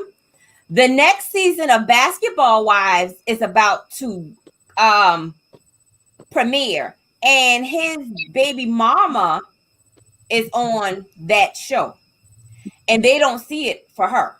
So I think that's why she really took him back, so that she can run interference and debunk anything that the baby mama is gonna say about her and their relationship. But I mean, even with her doing that, I mean, it's still looking bad for him. It's still Right. looking, it's not helping if he's in crisis, that's not something he needs to have to deal with on social media. Because that could cause him to go even farther in relapse. So I feel that maybe she should have just kept that to herself. I mean, if she knew she was gonna go back to him anyway, she should have kept it to herself. She shouldn't have put it on I social media. agree. Yep. You're right, And it's Glendale. just going to be her pattern. Every time they have something, is she going to run on social media with it? Or she going to handle it between the two of them? I don't know. Only time can tell. I don't know. I don't know, but I hope that for his sake, um, they figure this out, because it's not going to be good for him. He's already battling demons, so I'm just hoping that they'll. Are there any children between them? No, She has, I think she has her own child or kids, and he has his own children. Because even with that, is she thinking about those children? Because if No. they see, I mean, because if they see this I mean, that's not something that they should see on social media. Because sooner or later it's gonna be out there after, and then they're gonna have to deal with the kids are gonna have to deal with the you know all of that's going on if they're school age children or whatever, and they have friends and stuff. Because how it is when children get a hold of stuff like that. That could make it bad Right. on those children as well. Right. Agreed. I'm just from the school to keep your personal business like that out of social media as much as you can. I agree.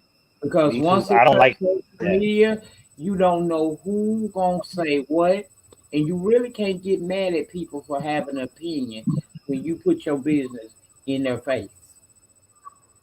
Yep, That's true. that is real true.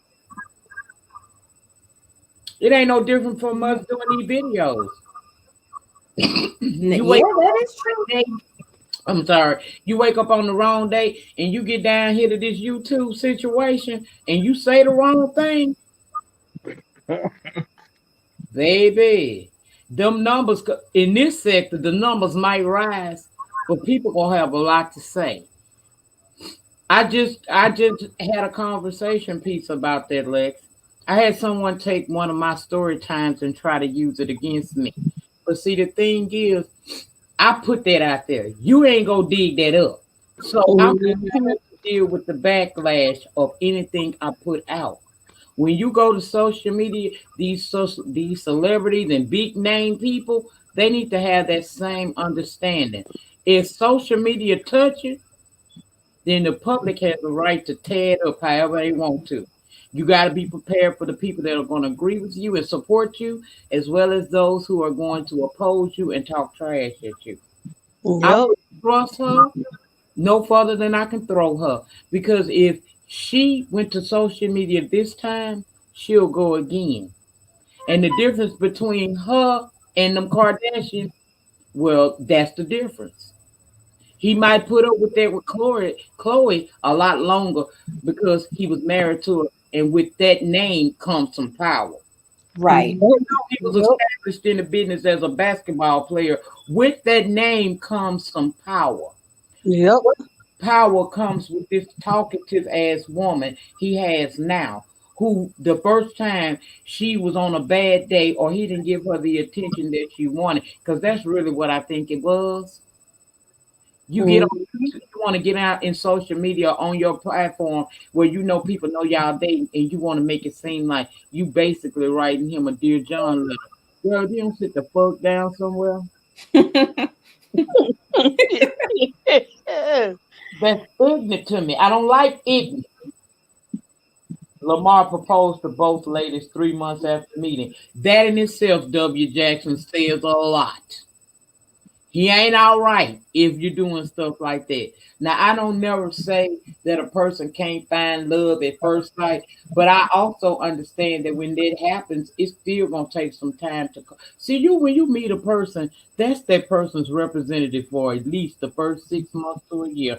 If you like me, he met my representative for 2 years, baby. For 2 years, I was the girl he thought, and then I got relaxed, and then I started being me. But see, he was okay with it because he got little pieces of it as it was going on. You don't find nobody and fall in love and want to hit your wagon to them after 3 months because y'all still in the meeting each other's representative phase. Mm-hmm. Mhm. So that ain't no good woman for him, right? That even though she did that and they back together, I hope somebody's in his ear to tell him if she ran the social media on this. What else would she run to social media about? Keep your business to yourself, and people won't have anything to talk about. Now, stuff that the Right. media is hold to because they done dug in your business or something leaked, okay, deal with that. You should have a PR team prepare for that. But her, she trashed to me because if she talked about their situation this time, she's gonna do it again. Now it's a reason for that. Either somebody trying to be seen or show come like you said, basketball. Why? Okay, it's a reason Mm-hmm. behind all these moves that these people be making. Yep.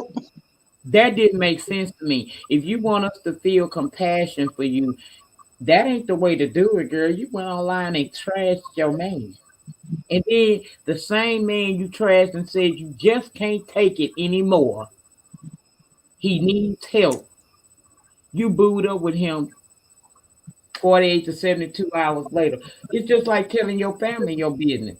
When you and your man get Right. into it, he done made you mad, girl. You want to call your uncle, cousin, aunties, and everybody else and tell them about how this man done worked on your nerve. Yep.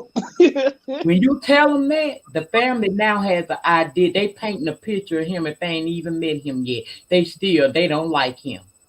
Then when you bring him to Thanksgiving dinner and the whole family is side-eyeing him and treating him like an outsider, you trying to figure out why.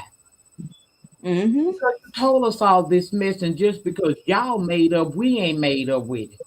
Yep. Exactly. Exactly. Your business to yourself. That way you don't have to. See, we ain't got to talk so much. We live in a talking age. People talk too damn much. You're supposed to be quick to listen and slow to speak. They That's ain't true. figured that out. That's why things like the Lamar situation happens. because she was never supposed to go to social media airing him out. Because now we looking at her and him crazy. We already knew he was a problem. He got issues. But we don't feel no sympathy for you, girl. Right. You just put him out there. Thank you. And if he truly is having some type of problems or setbacks with his addiction, putting him on Front Street wasn't going to help him. Were you trying to embarrass him or drive him over the edge? Which one was it? Or was this a publicity stunt because y'all got something coming up? I think it was a publicity stunt myself. Right. It's I don't know. possible. It could be all of the above, but time will definitely tell. Because, like you said, we live in the social media era, and they tell everything. So, we will definitely have to see. And you're Lady, right, we live in a technology age where they tell everything. Y'all ever be on Facebook or Instagram and you roll past a post, just woke up tired? Mm-hmm. You Yep. mean to tell me, bitch, you had to go to social media to tell me you tired? Mhm. Yep. Boyfriend make you mad. Mood for the day, angry face. Girl, go sit the hell down and deal with your problem.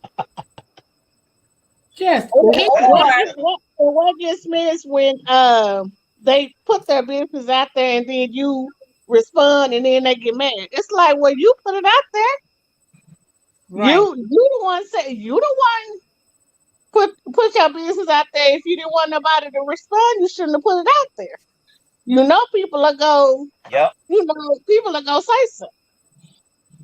That's just crazy to me. They be throwing me off with that. I ain't never seen no mess like that. Like every little aspect of your life, you and your man go over to the damn to the Chick-fil-A. You gotta make a post. And if you catch them, girl. Sometimes they be done snap the picture of the man driving. Me and Boo going to big lunch. I mean, you know. I'm not putting y'all in my business. I told y'all when I disappear on Friday, I'm at the ranch. You don't know what ranch that is, and you'll never hear or see him. Because I'm a YouTuber, not him. Or they laying up in the hospital. Oh, I hate those. I know hospital. somebody that did that. I know somebody that did that. You sick when you posting on Facebook or Instagram. Just had an asthma attack with the oxygen thing over your nose and stuff. I'm like, breathe, bitch. We don't want to know you can't breathe. Focus on that. We don't care. I do not understand the hospital post. That be throwing me too.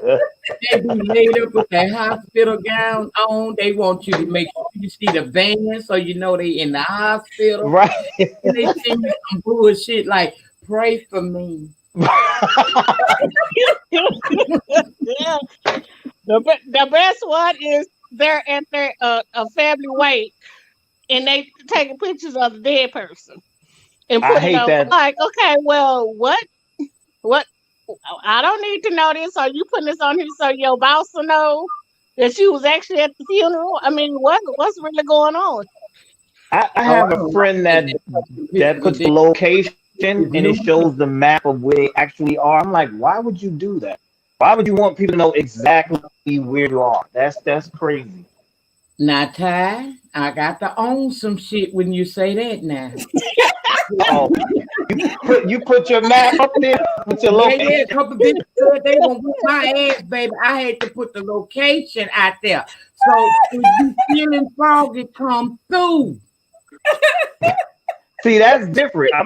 I'm saying this friend of mine. I mean, everywhere they go, if they're on the bus, if they're at the job, they put the location. I'm like, why are you putting the location in the map for every move you make? That's I don't know. Yeah, Are they- every move is are they ridiculous. telling Now, you- I'm known for putting my location up. When the bitch says she gonna kick my ass, I will put the location up. That's different, though. I make sure I put it on all my social media platforms exactly where I'm at. So if you feeling froggy, come through. The Now, best one for me is crowd when they in the chat. Listen now, that come with drawbacks. Don't listen to Auntie and go out there and put can do that.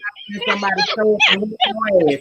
No, I Okay, do that when I'm scared to whatever might come through.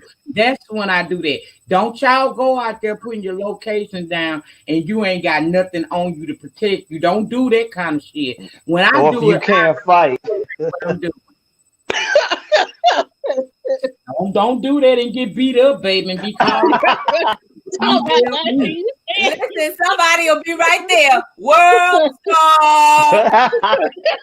Right, and now you got a video up. You told me to put my location in. I'm in the hospital. Can you cash out dollar sign?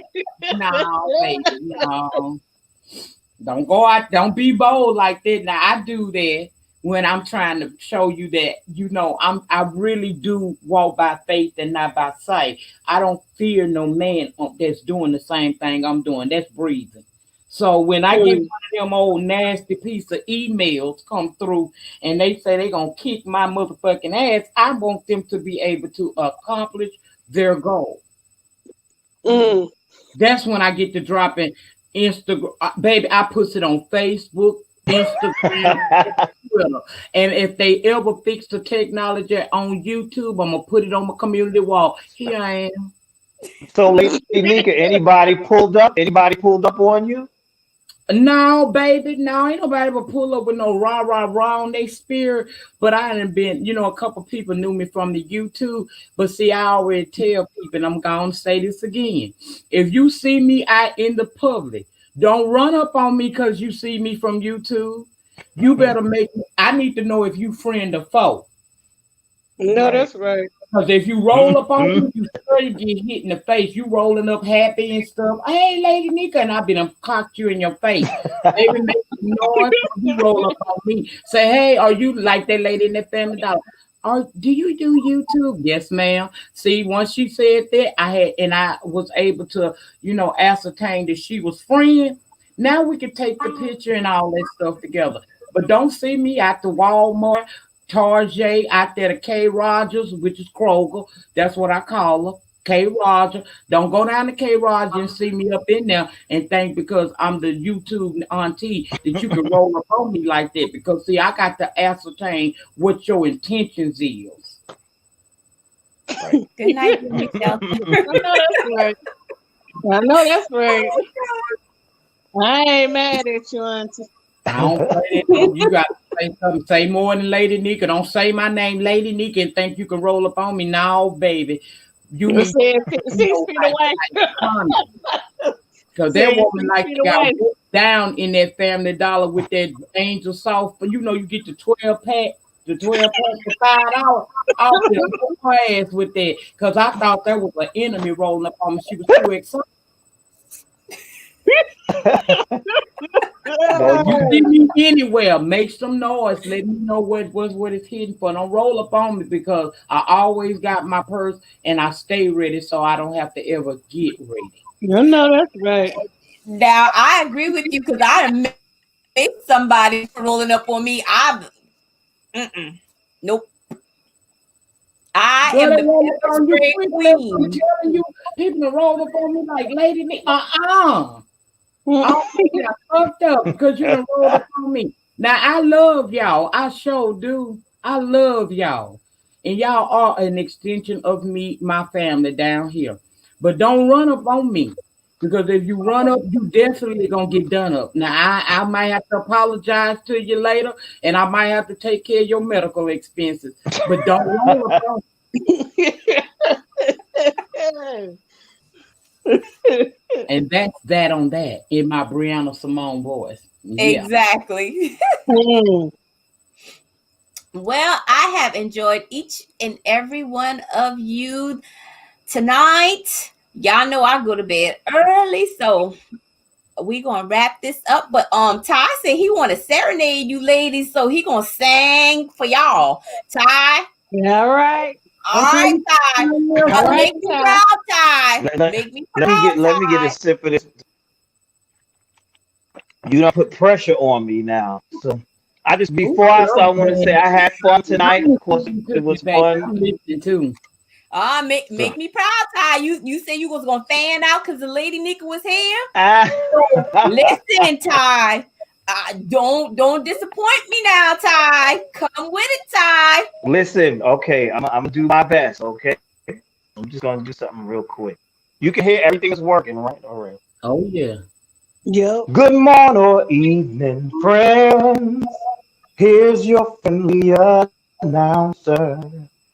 I have serious news to pass on to everybody.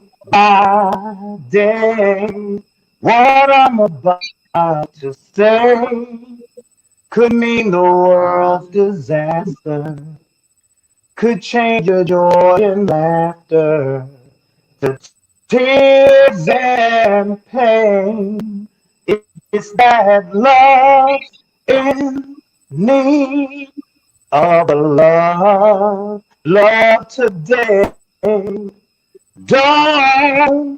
you delay. Send yours in right away.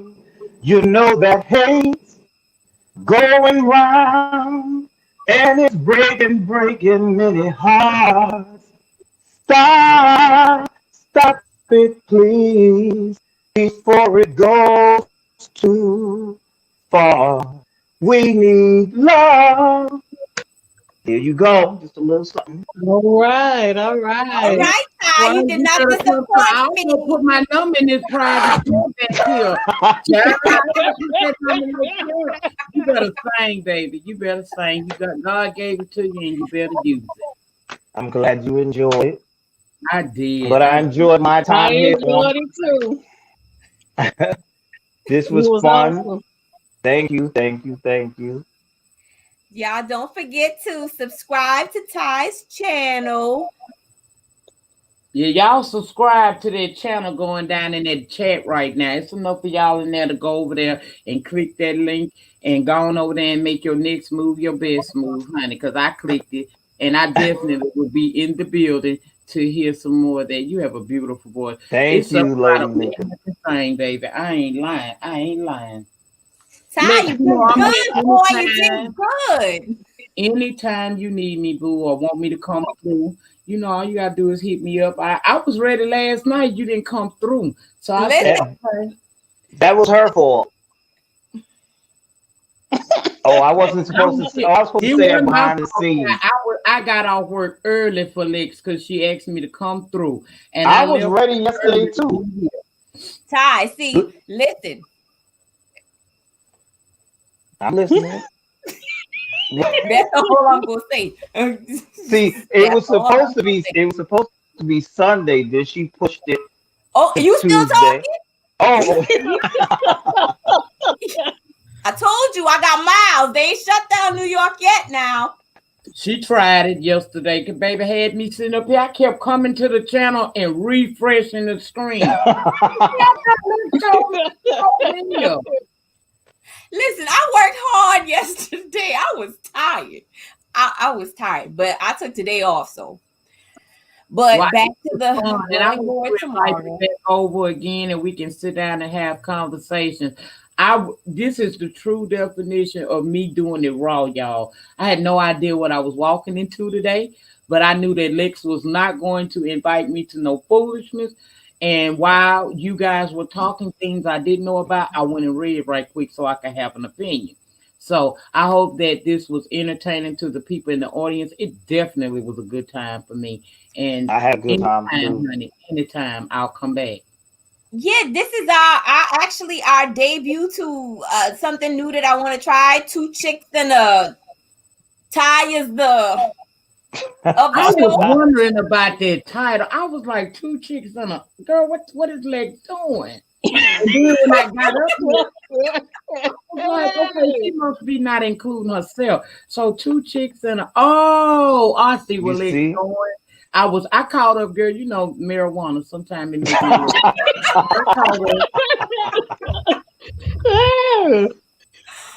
but I think I'm gonna change it to a few chicks and a because you know we need a male's perspective of things, and Ty has good insight, and we were going to talk about next week topic, Ty. Lady Nikki, you guys are free to join next week if you want to. Anybody that wants to come on and be one of the few chicks, hit me up on IG in the inbox. But Ty, the relationship topic next week are going to be gender roles in marriages. Oh, okay, okay. So, well, just I'm have to slide out on your what day, and I'll be here, girl. Now I might not get on the panel, but I'll show up if it's. I will be in the but chat. You know, every time I come to Lex house, I say I ain't getting on the panel, and girl, I'll be on the panel. So I'll be back next week. I just want to do something different because it's just a lot going on, and sometimes people tired of the beef and all of that and the rah. So yeah, sometimes I enjoyed myself as well. It was awesome topics. Well, I'm glad everybody enjoyed themselves. I don't know which day next week. This reminds me, don't forget, our Sip and Paint is going to be next Friday. So if you haven't already ordered, do so now. It's Patron and paint. Y'all listen. I don't know how this one is going to be because you're going to be drinking, right? Yeah, Lord. Lady Nika? Girl, I'm going to be here for, I'll be in the background when you be doing your Sip and Paint. I'll be in the chat. I have my drink. I ain't painting them, but I'm going to have my drink. And if we do this next week, Lex, remember next week is holiday. So, I'm big on that family thing. So I can do it Monday, Tuesday. And if not Monday or Tuesday, then I can come back. I know you got Friday night playing. I can come back Saturday. Okay, good. But pray for me because hopefully I'll be in my right mind because like I said, I am not a drinker. So Patron and paint. That's our theme for next Friday. Do Jesus listen, Jesus be offense because I don't want to embarrass myself because I don't drink. My drink of choice is cranberry juice. What? Said what? Put some in the cranberry juice. And then get your little bottle. Just pray for me. Those that know the word of prayer. But listen, you're going to be in the house like I told you the last time. You're going to be in the house. But listen. Debbie Jackson's okay. So me and Debbie Jackson, see, we gonna she gonna drink the Patron, and then I'm gonna drink the cranberry juice. We can do that. No. You're in the house. What's the worst thing that's gonna happen? If you fall out at home. But I'm drinking with you. Girl, you tripping now. You're gonna do just fine, Lex. We're gonna talk you clean on through it. I'm gonna be in the chat being a fool. Oh God. This is gonna be, y'all. I'm gonna be interesting. Very interesting. Ronnie Q, I'm gonna post the link.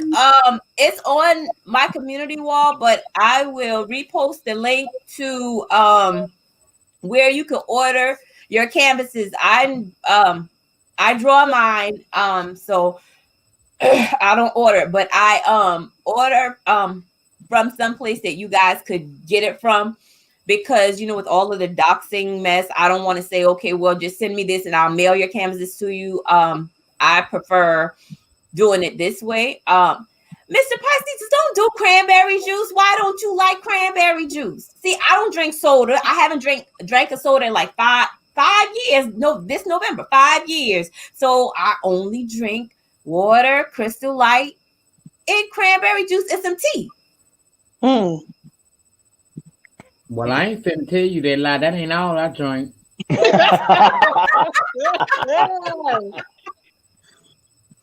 So Mr. Pisces, I'm very boring to a degree as far as that part is concerned. I just don't drink. I mean, I might get white girl wasted. This gonna be one frat party, not frat party, one sorority doggone party up in here. I'm gonna get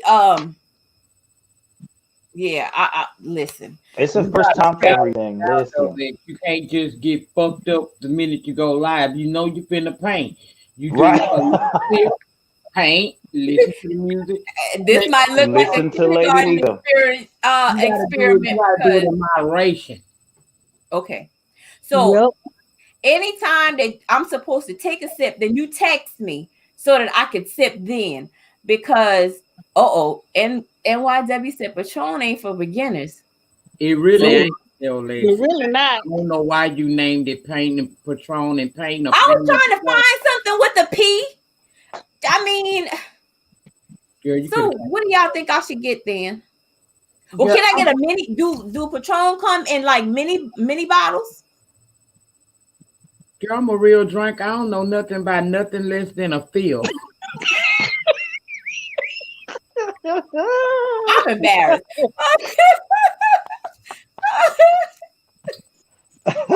Well, I'm not. Some Stella Rosa, that's pretty light. I'm not a drinker I had to either, drink Mama. 2 So bottles to get drunk. you're not by yourself. You're not a drinker either. Because Debbie Jackson, I'll get some Stella Rosa because my cousin was telling me something about some Taylor Port, and I'm like, I don't know what those. Where is that? Oh, they trying to lay you on your ass on YouTube. It's a trick of the devil. Run, baby, run. Okay, all right. Cause I did the tequila with James now when they had the party thing on Duchess, and it had me on my back. So I'm not. I see this for everybody. But where were you? Were you home? You were Yes, home. I was home. See, so that's good. You were home on your back at home as opposed to out in some bar somewhere, so you were safe. So you Yeah, good. I was home. See, Lex? There it is. We right here for you. And if you get too twisted up in the night, girl, you know I'm gonna call you on the phone and tell you in the damn live you're doing too much. That you doing too much. You the witch. In case you get crazy, I can come up on the screen. Girl, we doing too much. Let's go, Lex. We did too much tonight. We ain't doing that. We not giving them that kind of party tonight. You done did too much. Okay, because I don't want to listen. I don't want to show the girls. No, none of that stuff. I run a family friendly operation over here most of the times. So. Yeah. Oh, if Trina you B, saw I'll it, post we'll let you know. Okay, Trina, I'll post it on the community wall. It's on there, but yeah. But I know, Lady Nikki, you will call me, and if you don't call me, I know Kelly will. What the hell are you doing? Don't be embarrassing me. That's exactly what I'm gonna tell you, girl. Why you up here got us looking crazy?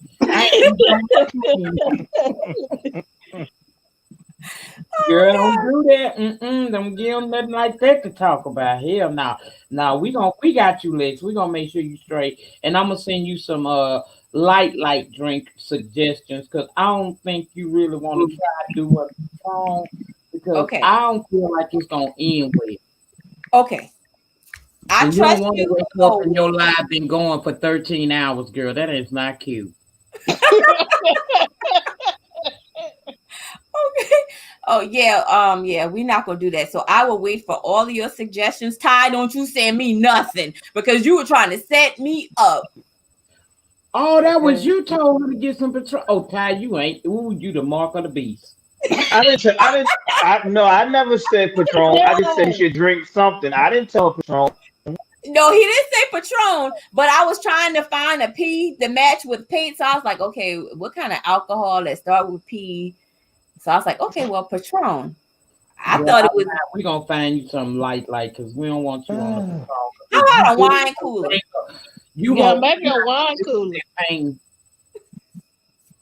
Maybe a wine or something. But you going to finish it Friday night. A wine cooler? Maybe a wine. A wine? Y'all need some Yeah, real some wine. wine cooler. Y'all don't drink. Y'all got virgin systems. Now me, I won't have a wine cooler because my system is going to fail on me right then and be like, girl, come on now. A wine Pretty girl, why are you doing me? I think you still make wine coolers. Listen now, if I was going home for Thanksgiving, my uncle make corn liquor. Now I know now that would get you messed up because I see what it do to my other relatives. So whatever. So good, girl. Ooh, yeah, that'll mess you up. That stuff gonna have you can set fire to some of that. Yeah. Listen, when we all get together and have family gatherings, they say, where's the gas? And I'm like, what the hell is in it then? I mean, why y'all call it gas? But after the after effect, I see why, because they be coming out their clothes. One Christmas, one of my cousins was laying down in the ditch. If that ditch had water in it, he would have drowned. That's where we found him at the next day. Oh my God. Yeah. See, listen, we have like a whole week bringing things in, but I'm not messing with them this, Baby, I got because of COVID and stuff like that. Moonshine and ran down the damn street. Now, y'all know I don't do no damn running. I'm over 25 years old. I don't do no running. I done took off running. I don't know what the hell I was running for. Sarah, I like that idea. I was down the road. I was 2 blocks away from my house. I done took off running. I said, oh, hell no. I don't, and I still today don't know why did I take off running. Wasn't nothing going on. We just sitting out there chilling. And I just got up and took off like Forrest did, looking for Jenny.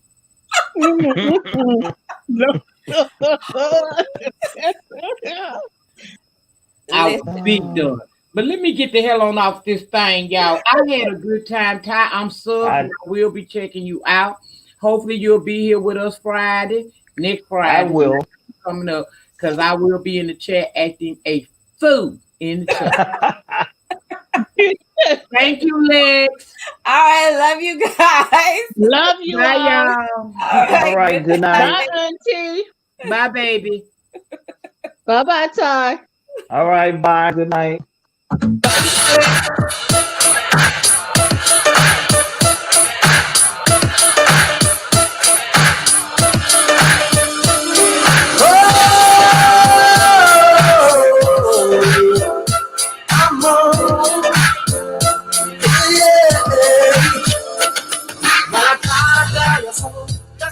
But I guess you never knew. As I said, a story goes. Baby, now I got the flow. Cause I know it from the start. Baby, when you broke my heart, that I had to go my day. I'm sure you that I'm your love of mine. All those times I said that I love you, your love of mine. Yes, I try. Yes, I try.